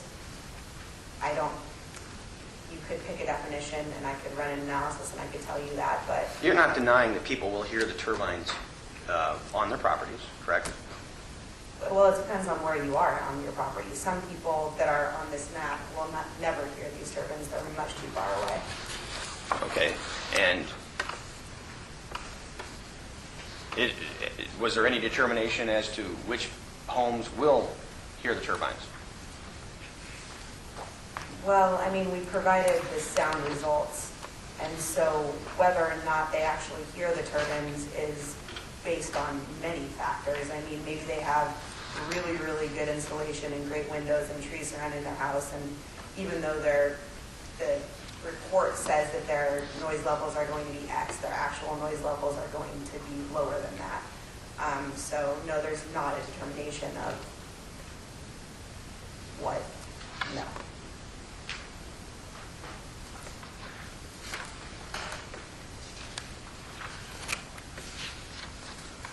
So, again, just because your model is predicting that at one point within the home, there may not be an exceedance of the decibel limit, doesn't mean you won't hear the turbines, correct? Will you repeat that question, please? Just because your model is predicting that at one point within the home, there may not be an exceedance of the PCB decibel limits, doesn't mean that someone in that home won't hear the turbines, correct? Well, the IPCB limits don't prescribe whether or not you can hear a turbine, and so, no.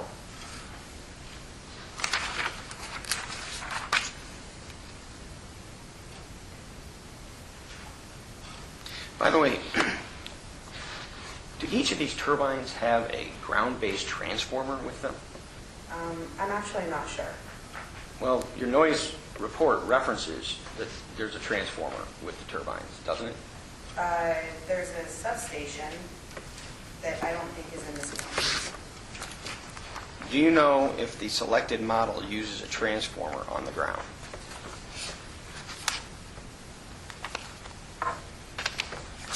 I already said I don't know. The transformer that's referenced in the study is for the substation.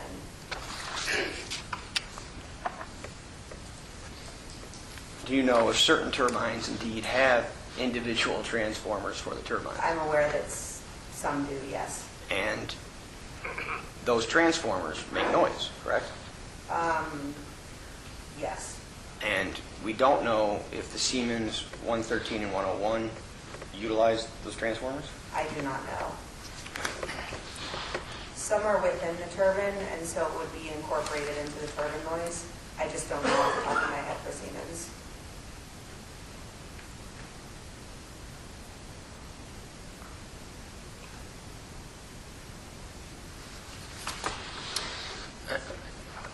I'm sorry to drag everybody through this, but can you show me the reference to the turbine, to the transformer noise in your report on the 101?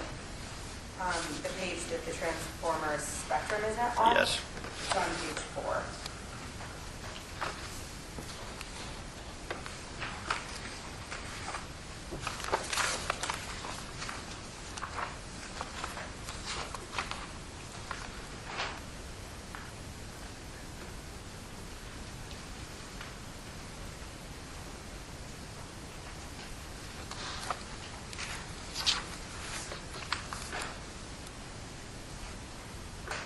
Okay, and why is it that the transformer is included in this report? Because the substation is part of the layout, we included everything that was part of the layout, not just what was in Lee County.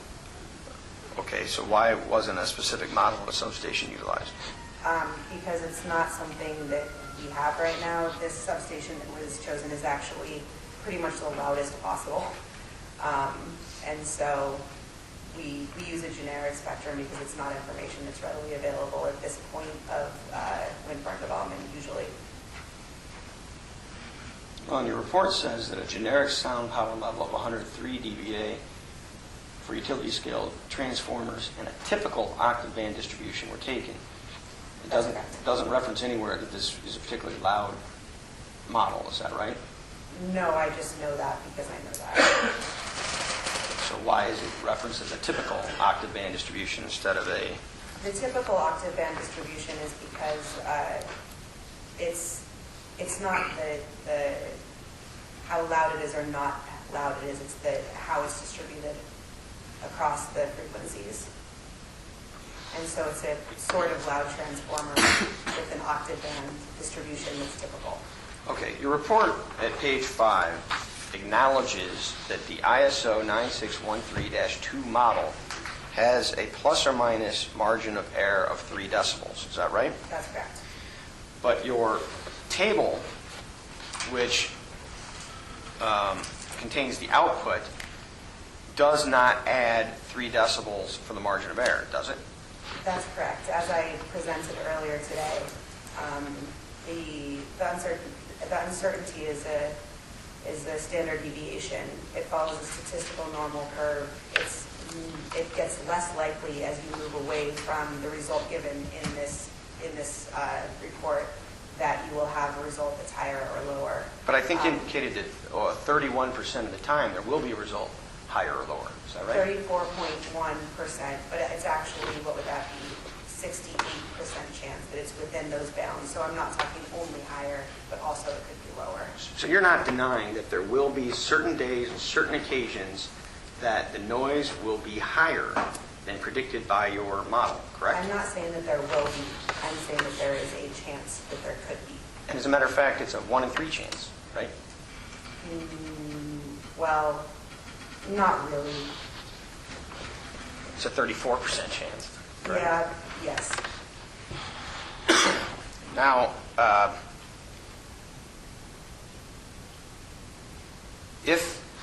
isn't it true that if you added the 3 decibel margin of error to the output on the table at the 1,000 hertz level, then homes 40, 46, 125, 126, 127, 131, 140, 142, 143, 148, and 690 would all be in excess of the at or in excess of the PCV limit. I wasn't following the table with you. I'll trust you on this. Scientifically, you do not add uncertainties to results. You present the results along with the uncertainties. Well, if you want to be conservative, wouldn't you add, isn't it correct to add the margin of error in order to be sure that you're not going to be exceeding the decibel limits? No, because the chances that you are going to be up to 3 dB, and this is the range of 3 dB, are low. And so, no, I don't agree. Scientifically, you present results the most likely result. By the way, the 101 turbine, in order to run your model, you have to rely on data provided by the manufacturer, correct? That's correct. And that data has a plus or 2 decibel margin of error. Isn't that right? That's correct. And so if you were to add 5 decibels to your output, there would be substantially more homes in excess of the PCB limits. You wouldn't right? add 5. Again, you don't add uncertainties to data. Scientifically, that's not what you do. The plus or minus 2 would be applied to the input, which is that spectrum on page 4. And then that, if you were to add this uncertainty, which I'm not saying that you should, you would add it to that frequency distribution. You would input that frequency distribution into the model, and then the results would be based on that. That doesn't equate to a 2 dB increase in the results automatically. Well, I think what you've said before, maybe with Mr. DeKuzian, is that another way to do it would be to use the plus 3 margin of error and the plus 2 margin of error, and then find their square root to come to approximately a plus 3.6 margin of error. Well, what Is you're that describing accurate? is how you add uncertainties when there are multiple uncertainties. In this case, we're not talking about apples and apples because it's an uncertainty on an input and an uncertainty on an output. But say that you did have 2 uncertainties for the output, you don't just add them because statistically you have less of a chance of both of those happening at the same time. And so yes, you would square each of the uncertainties and then take the square root of the sum. So just considering those 2 uncertainties, the actual level of uncertainty here is at least 3.6 then. Is that right? Well, I actually don't know what it would be because comparing an input uncertainty to a result uncertainty, you don't add them like that. It depends on what the model does with that data. By the way, speaking of what you shouldn't be doing, the outputs in your model are down to the 10th of a decibel. Isn't it true that your model cannot predict that level of exactitude? Well, it can because it's right there in front of you. And so, yes, it can. The input data we have to 1 decimal, so we have results to 1 decimal. So you're indicating that the ISO 9613 model can predict decibel outputs to the 10th of a decibel, correct?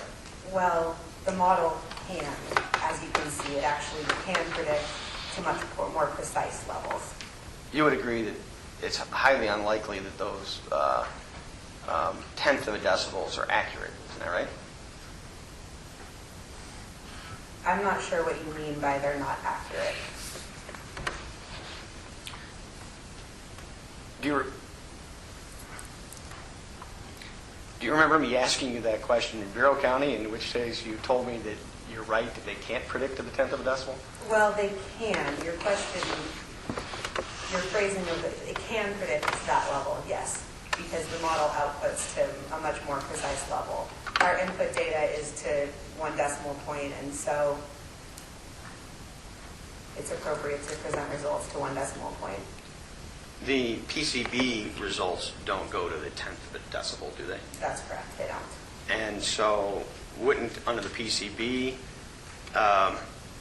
regs, they simply round up if it's 0.5 and above, and if it's less, they would round down? I don't see anywhere in the regulations that says round numbers. Well, you had to round to get to the 10th, didn't you? But that's for presentation purposes. Okay.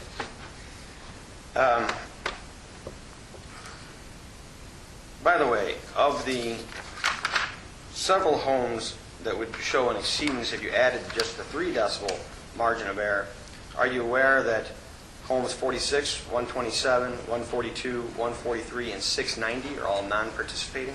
I will trust you again. I'm not following along on the table. And again, if you were to add 5 decibels to your output, are you aware that there are 31 homes that are at the 36 decibel level or higher on your output? I will trust you on that again. I don't have the capability to check that number. Now, you've indicated on several occasions that you've attempted to use a conservative model. Did I hear that right? That's correct. But if I understand correctly, you used a 0.7 attenuation factor for ground attenuation. Is that right? That's correct. And isn't it true that there are many times when an empty field will be frozen in northern Illinois? Even when the field is frozen, there are still stalks sticking through, and it has those ridges from where the field is plowed, and there are trees and fences and things like that. So even when the ground is frozen here in this area, it's not the same as a frozen lake, for example. Right, but it's certainly not going to have a 0.7 attenuation factor when the ground is frozen, will it? I would actually say that it would be around 0.7, and then during the summer, it's more like 1 when there's a lot of crops. In spring, summer, and fall, when there are crops and things like that, then it's 1. I mean, purely based on the definition of the ground attenuation factors.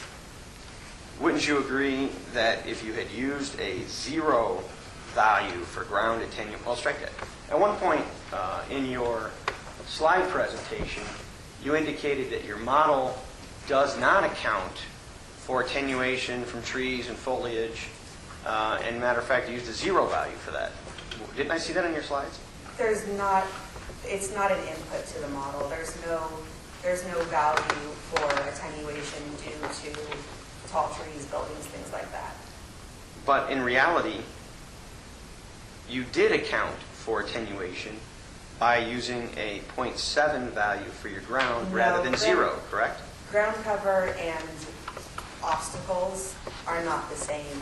The attenuation, because sound has to pass through trees, is not the same as the attenuation based on the sound hitting the ground. And so, no. It would have been more conservative to use a 0 value, right? It is the most conservative value that you could use, but it is unrealistic. And had you used a 0 value, there would have been far many exceedances shown, even at the single point in the homes that you utilized, right? I actually think that that's incorrect. Usually the difference between using a 0.7 attenuation factor and a 0 ranges from 0 to maybe 1.5 decibels, something like that. And so I actually think that even with the 1.5 decibel increase, I think that all of the properties would still be under. I haven't done that analysis, but I think that all the properties are farther than even the extreme case of 1.5 feet away. Did you run your model using a 0 value instead of the 0.7 for ground attenuation? I did not. I used 0.7. You could have, is that correct? Of course I could have. But it would be unrealistic because the turbines are not surrounded by vast amounts of concrete or frozen lake.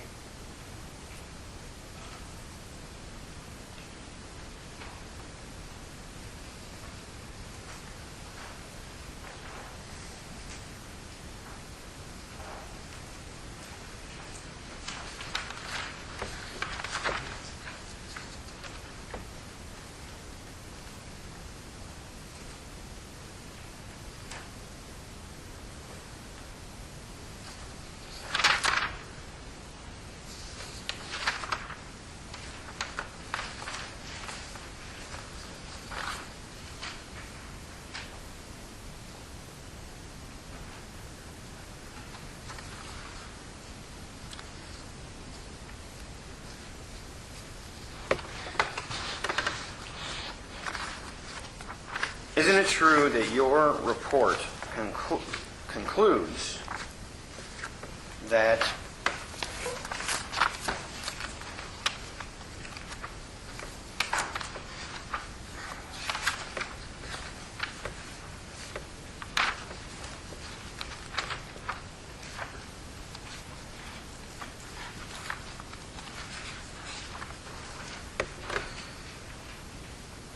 the sound pressure levels at the property line of all residentially zoned properties and all INAI properties are within the allowable limits and the IPC regulations for each octave band? That's what my report says, yes. And isn't it true that that's highly misleading when you say that they are that the sound pressure levels at the property lines are within allowable limits when in reality your sound contour maps actually show exceedances at over 20 of those property lines. It's quite clear that it says residentially zoned property lines. So no, I don't find it misleading at all. There are maps that anyone can look at and see what the sound level limit is anywhere on the Okay, site. where are the residentially zoned properties? Let me get back to the map again. For example, if you're looking at map 1 of any of the sound maps, there's one that is to the northwest of the site, there's one to the north center of the site. Oh, okay, There's where at? one- I've got it in front of me. Which one are you talking about? Are you talking about this area here? Your map, it's kind of hard to see because the pink is so light on your map, but if you go one section over from the county line that's on the west side, on the north side of the property, you see a small pink box. That's Okay. residentially zoned property. So, in your report, when you referenced that there are no exceedances at the residentially zoned property lines, you were referring to that little bitty area on the large depiction of figure 4-11, is that right? There are multiple little pink areas that can be referenced, and so yes, there's another one. I mean, there are, let me count, 1, 2, 3, 4, 5, 6, 7, 8, 9, at least 10, 11 shown on this map, just on map 1, based on my quick look. So you don't see how that language could at all be misleading to the reader, huh? I think it's quite clear what we are providing, both based on the maps and the text, that they're residentially zoned properties. Now, why in your initial presentation didn't you inform the ZBA that there were indeed exceedances at a variety of property lines? Because there's no reason to talk about property lines. There's nothing in the regulations that say that the ICD limits can't be exceeded at property lines.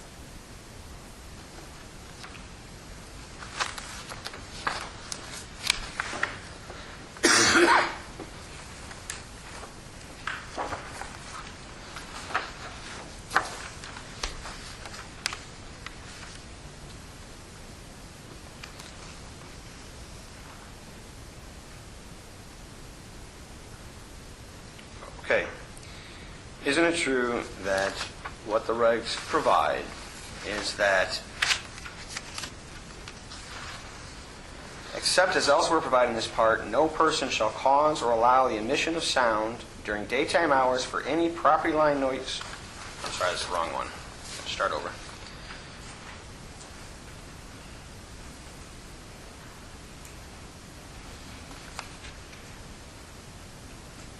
Here we go.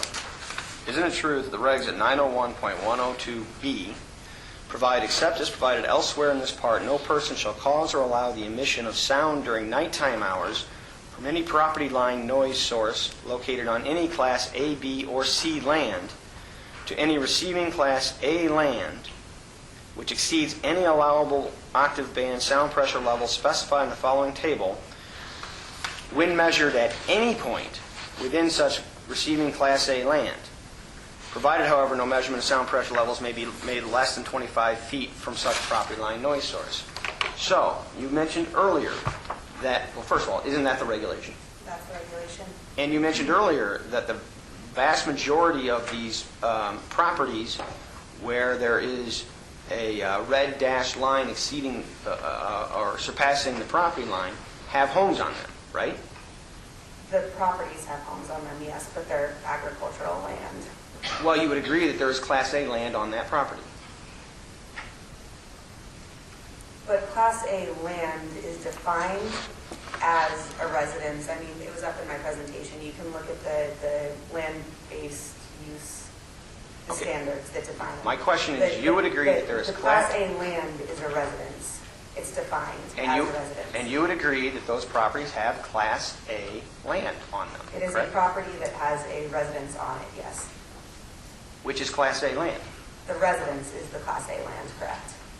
And so you were supposed to show no exceedances at any point on the Class A land, right? It does not say at any point, it says at any receiving Class A land. A receiving Class A land is a residential home.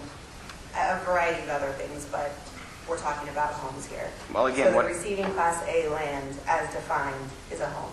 what it says is when measured at any point within such receiving Class A land, right? Yes, and the Class A land is a receptor, is a residential home.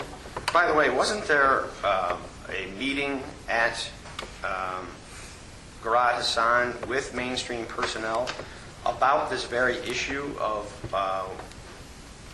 whether or not you were going to identify exceedances at the property lines? We've had many conversations over the course of the last year plus, and many things were discussed. The ordinance was certainly discussed, yes. And Garrad Hassan was directed not to identify those exceedances, correct? No, that's not correct.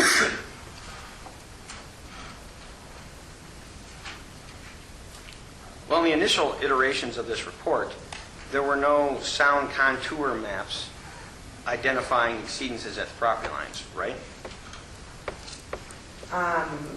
The initial, not the initial draft of this report has anything to do with anything, but the initial draft of this report only showed the IPCD limit. It did not show the other ISO contours. Okay.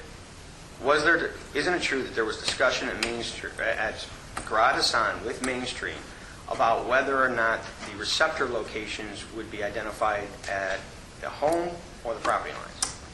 As I said, there were multiple discussions about the regulations.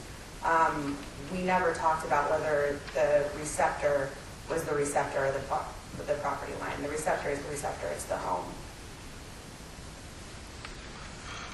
So if Shantakuzian testified that there was such a conversation, he would have been in error? I just said that we had multiple conversations about this issue. So if Shant said that there were multiple, or a conversation about this issue, then no, neither of us are in error.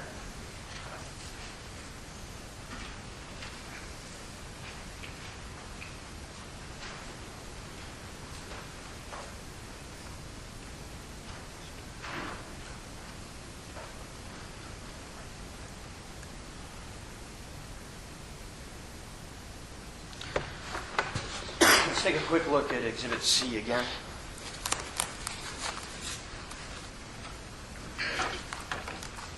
I'm sorry, what are we looking at? Appendix C, I'm sorry.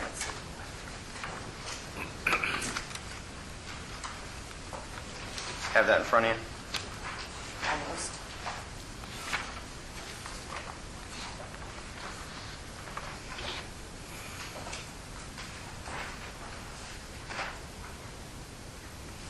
And there's a footnote there that says the turbines do not exceed the sound level limits at the 63, 125, and 8,000 hertz octave band levels. Is that right? That's correct. So isn't it true that all of the other octave band levels, the turbines do exceed the sound level limits? Well, at some point on the property, of course. At some point in the project area, you can see on the maps that there is a red dashed line which represents where the limit would be exceeded. By the way, I noticed that there are no exceedances at the 63 hertz level and the 125 hertz level, but then we begin getting exceedances again at the 31.5 hertz level. Isn't that an indication to you that these turbines have a particularly high component of lower frequency noise? No.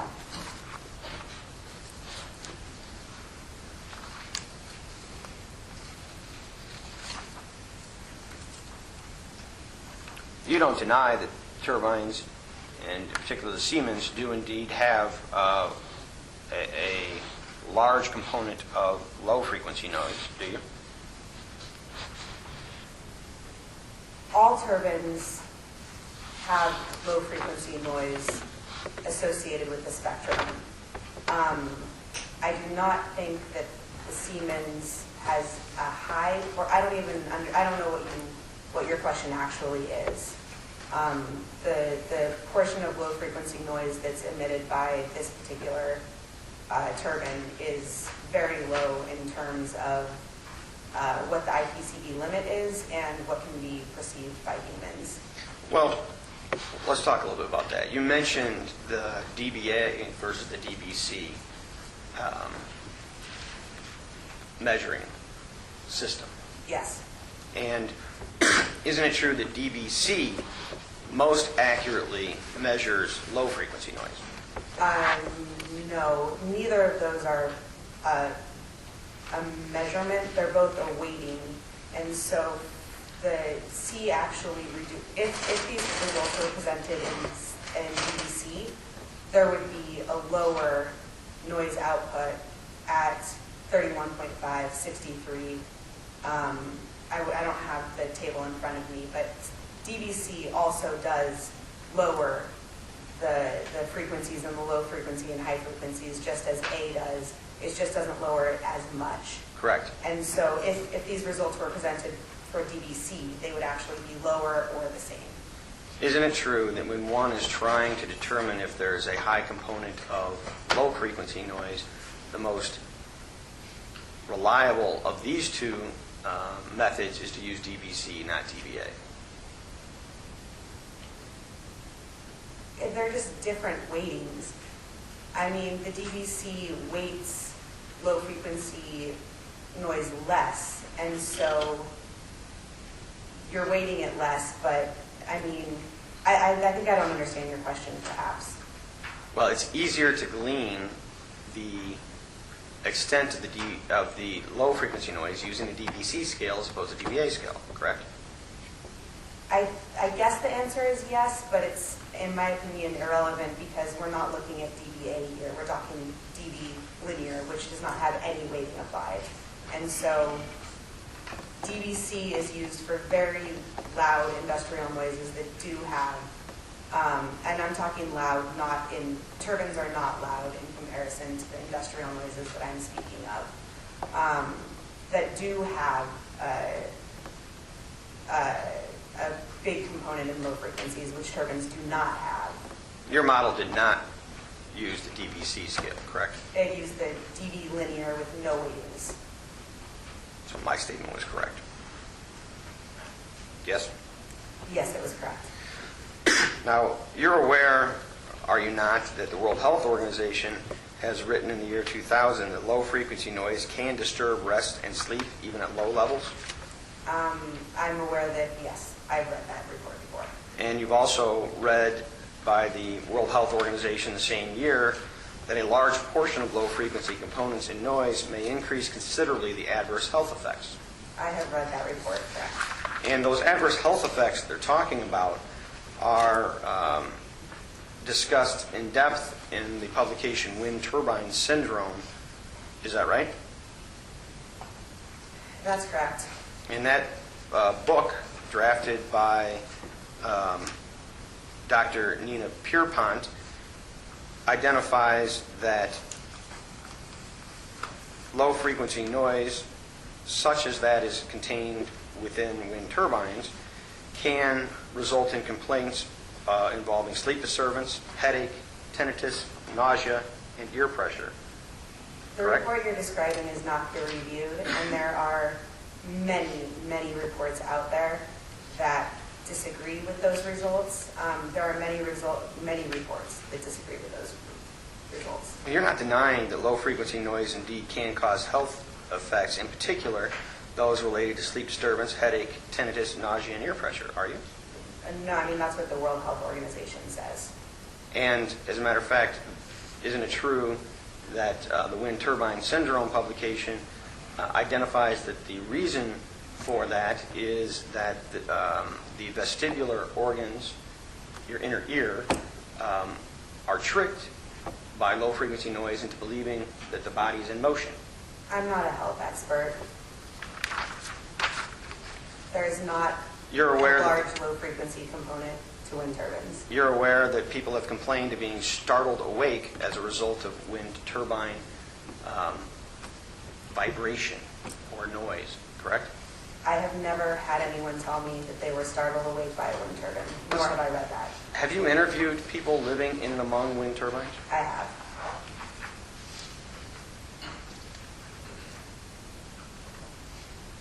Did you interview anybody living in and among the Big Sky wind project near these proposed projects? No, I have not. Did you interview anybody in relation to the DeKalb County wind project? No, I have not.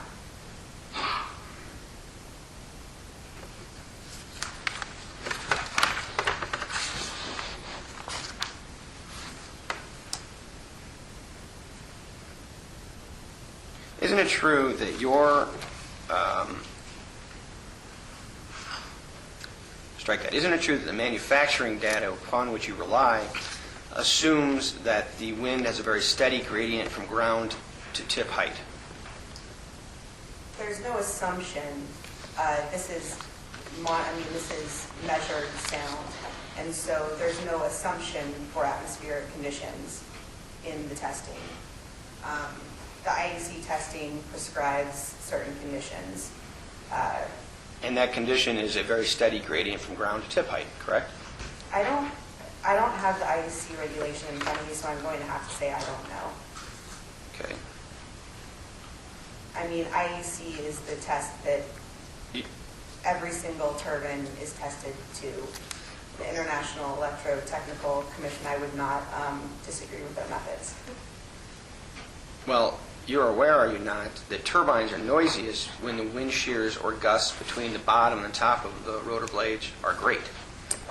When wind shear is high, it is one of the conditions in which wind turbines can be noisier, and it's in fact the condition that is taken into account by the model. Well, let's talk a little bit about the model. Isn't it true that the ISO 9613 model is actually designed for no greater than a 30-meter height? That is not correct. It's not designed for no greater than a 30-meter height. It hasn't been validated above 30 meters. And how tall are these turbines? The hub height is 99.5 meters. And so isn't it true that since the hub height is 3 times the level that the model has been validated, there should be an increased margin of error in relation to the use of that? Not necessarily. And in fact, as I've mentioned, GLG has done post-construction validation of the model and has found them to line up quite well. But that data isn't available for me to review, correct? I told you that there's a presentation that I'm sure you could track from. No adjustment was made for using the ISO model, which has only been validated for the 33-meter height, in light of the 99-meter turbines that are No. proposed here, correct? No. All right. I am prepared to move on to shadow flicker, but there's no way I'll get it done in 15 minutes. I just finished my noise section. Well, let's Okay. All right, let's take a... close to 9:30, we'll quit, but let's make use of the time. Please.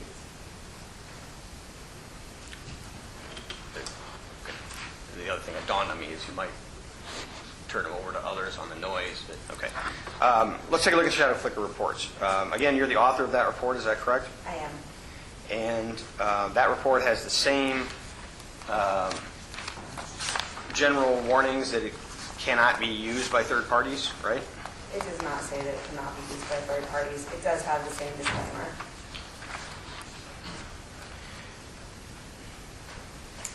And again, the list of receptors in the shadow flicker report was provided to you by Green River Wind LLC or Mainstream, correct? It's the same list of receptors, yes. Well, actually, there's an additional 100 receptors in the shadow flicker report. Is that right? Yeah, those aren't, they aren't receptors in the sense that those aren't homes. We did present results for locations along the boundaries and interior of the I and AI properties, just because the shadow map isn't as resolute, so it's harder to tell what the shadow flicker duration actually is on points across the site. Okay, and I think you said along the interiors of the I and AI properties? Yeah, they were both along the boundaries and along in the interior.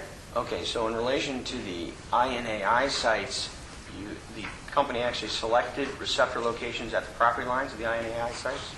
It was on the property lines and the interior, yes. So to represent the properties as a whole. So in the noise study, that could have been done, isn't that right? The reason that we didn't do it, the reason that we did it for the shadow flicker study is because the maps aren't as resolute, and so you can't pick a point on the map and say the shadow flicker duration is, 2 hours at this point. It's a fault of the maps. With the sound maps, you can easily pick any point on the property and say what is the noise level at this point, and you can tell by the map. So it's purely just for more clarity. Okay, by the way, you're referring to the maps in the shadow flicker report, and those maps are contained, one of them is contained at, say, page 7 of the 2.3-113 turbine model. Is that right? Yes, it's on page 7. Now that map actually is after discounting by 61% for cloud cover, right? Well, discounting by 38.9%, but yes.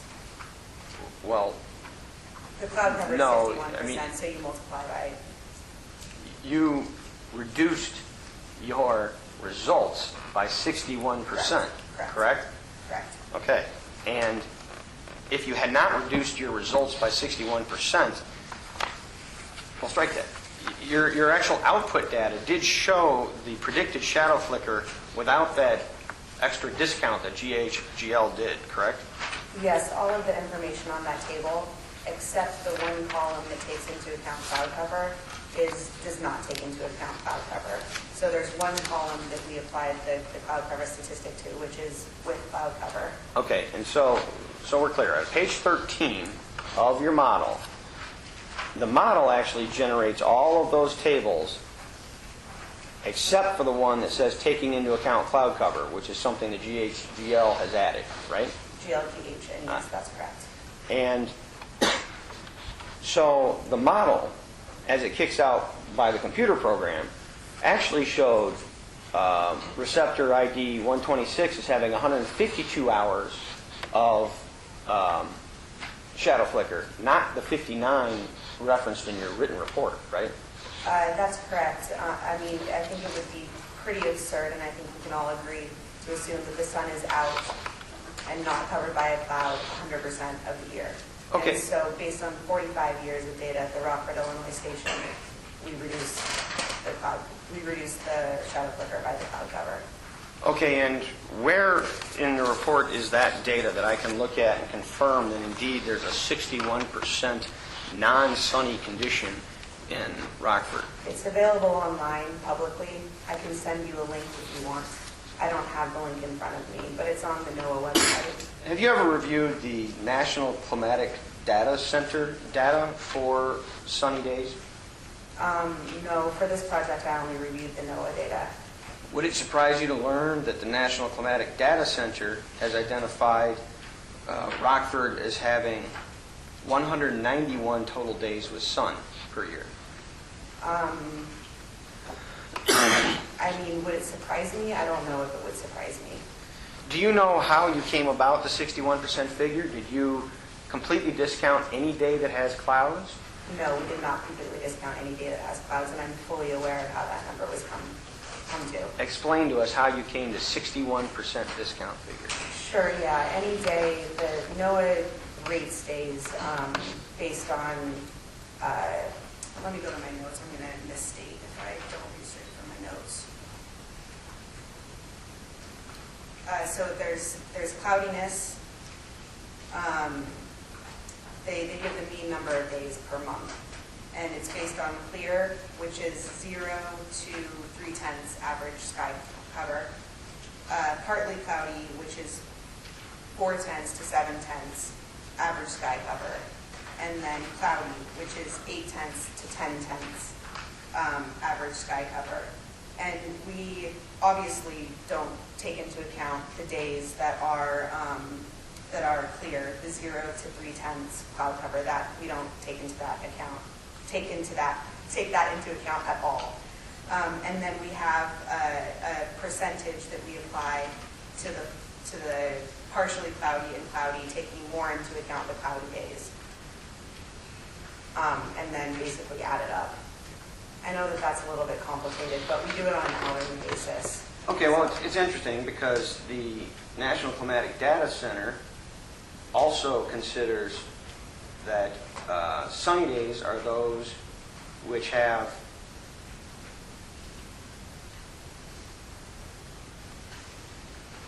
I'll strike that. The National Climatic Data Center also finds that partly sunny days have cloud covering from 40 to 70% of the day, which you mentioned, and that the rest of the days, that sunny days are those that include days where cloud cover is up to 30% during daylight hours. Is that the same as the data that you used? That's the same as the data that we used. Okay, so assuming that my data is correct, can you explain why the percentage of sunshine found by the National Climatic Data Center for Rockford is 52% of the time there is sun, when you're saying it's only 39% of the time? I have no idea what data you're referencing or how that was calculated. I mean, we used the Rockford, Illinois data. This is straight from the internet, 45 years of data. So I don't know how to compare my results with results that you are orally giving me right now that I don't have any information about beyond the research. Well, let me see if I can hand it to you.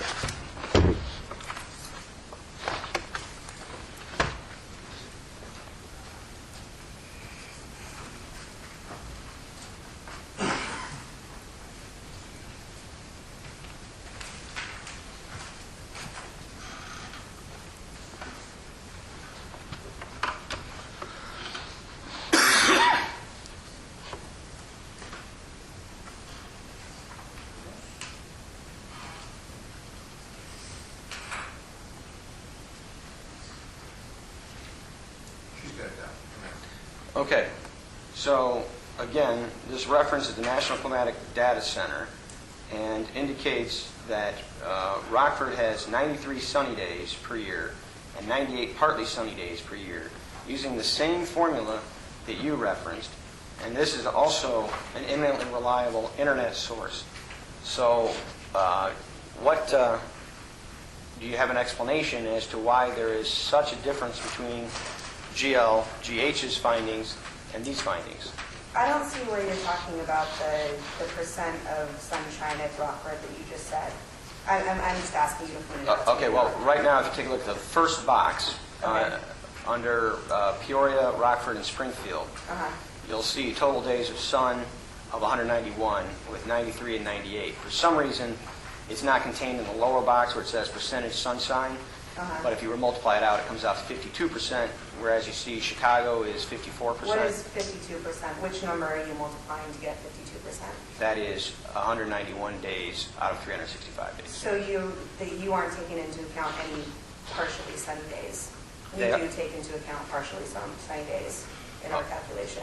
Okay, so when you come to your calculation, you subtract the partially sunny days?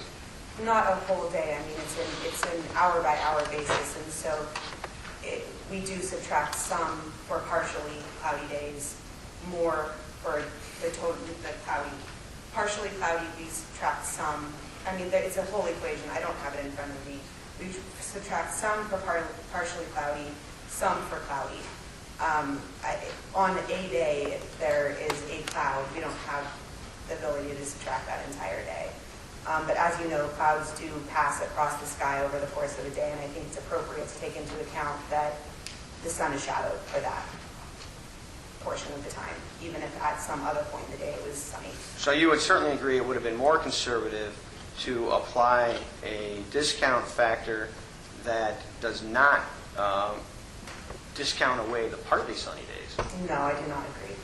Okay? You would agree that it certainly would have been more conservative to not do any discounting, correct? It would be unrealistic to do any discounting. And, It would produce unrealistic results. and it certainly would have been more conservative, correct? It would have been unrealistically conservative. Okay, so your model predicts,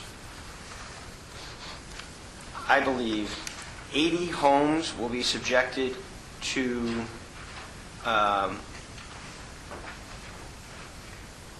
shadow flicker without taking into account cloud cover, and 79 will be subjected to shadow flicker with taking into account cloud cover. Isn't that right? I think it should be the same number, but let me look at the table. Well, actually, there is one less, because your taking the cloud cover shows a 0 for home number 710, but 1 hour went out without taking into cloud cover for home number 710. Can you repeat that? I'm sorry. If you take a look at home number 710, you'll see that when you take into account cloud cover... Let's ask a question. I agree. Isn't it true... Oh, there's a receptor with 1 hour without cloud cover and 0 with cloud cover. Yeah, when you round, that's what happens.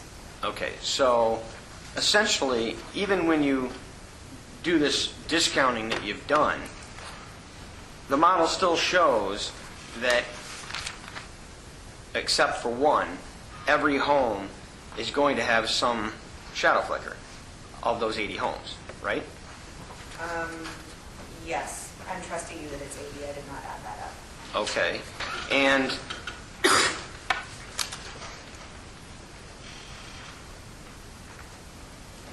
as a matter of fact, regardless of cloud cover, the first page of homes, which is approximately 25 homes, shows that there will be between 79 days per year of shadow flicker up to 222 days per year at those various 25 homes, right? Yeah, again, that doesn't take into account cloud cover, and so that would be the absolute maximum, assuming that the sun was out every single one of those days. Now, your conservative assumptions language in this report references that one conservative assumption is the lack of, that the model does not account for cloud cover. And yet, in your table and in your text, you actually void that conservative assumption by adding the column that takes into account cloud cover, right? That's true, and I think that it's quite clear in the report and everything that I said that we do that, yes. But you usually do not do that. Isn't that right? No, we always do this. I've never produced a shadow flicker report that we did not take into account cloud cover. Or is this a good place to start? I'm trying to... It is, and so everybody's aware, I probably only have about a half hour total more for shadow flicker. Mr. Chairman, I suggest adjourning until tomorrow evening, must be the 14th. Yes. We have a motion to Adjourn your own word. Judge Slavin, it might be appropriate for the public to be aware that I only have a half hour left for this witness, and then I know that you're going to turn it over to some of them. And then I'd like to get an idea of where we're headed so that I can have my witnesses here when I need them to be here. Well, I can't force anybody to see where we're headed, but the important thing to note is that after tomorrow night, it's another 2 weeks. So we'll maybe get into that tomorrow. Okay. I'm not going to have a witness here tomorrow night. Right. Thank you.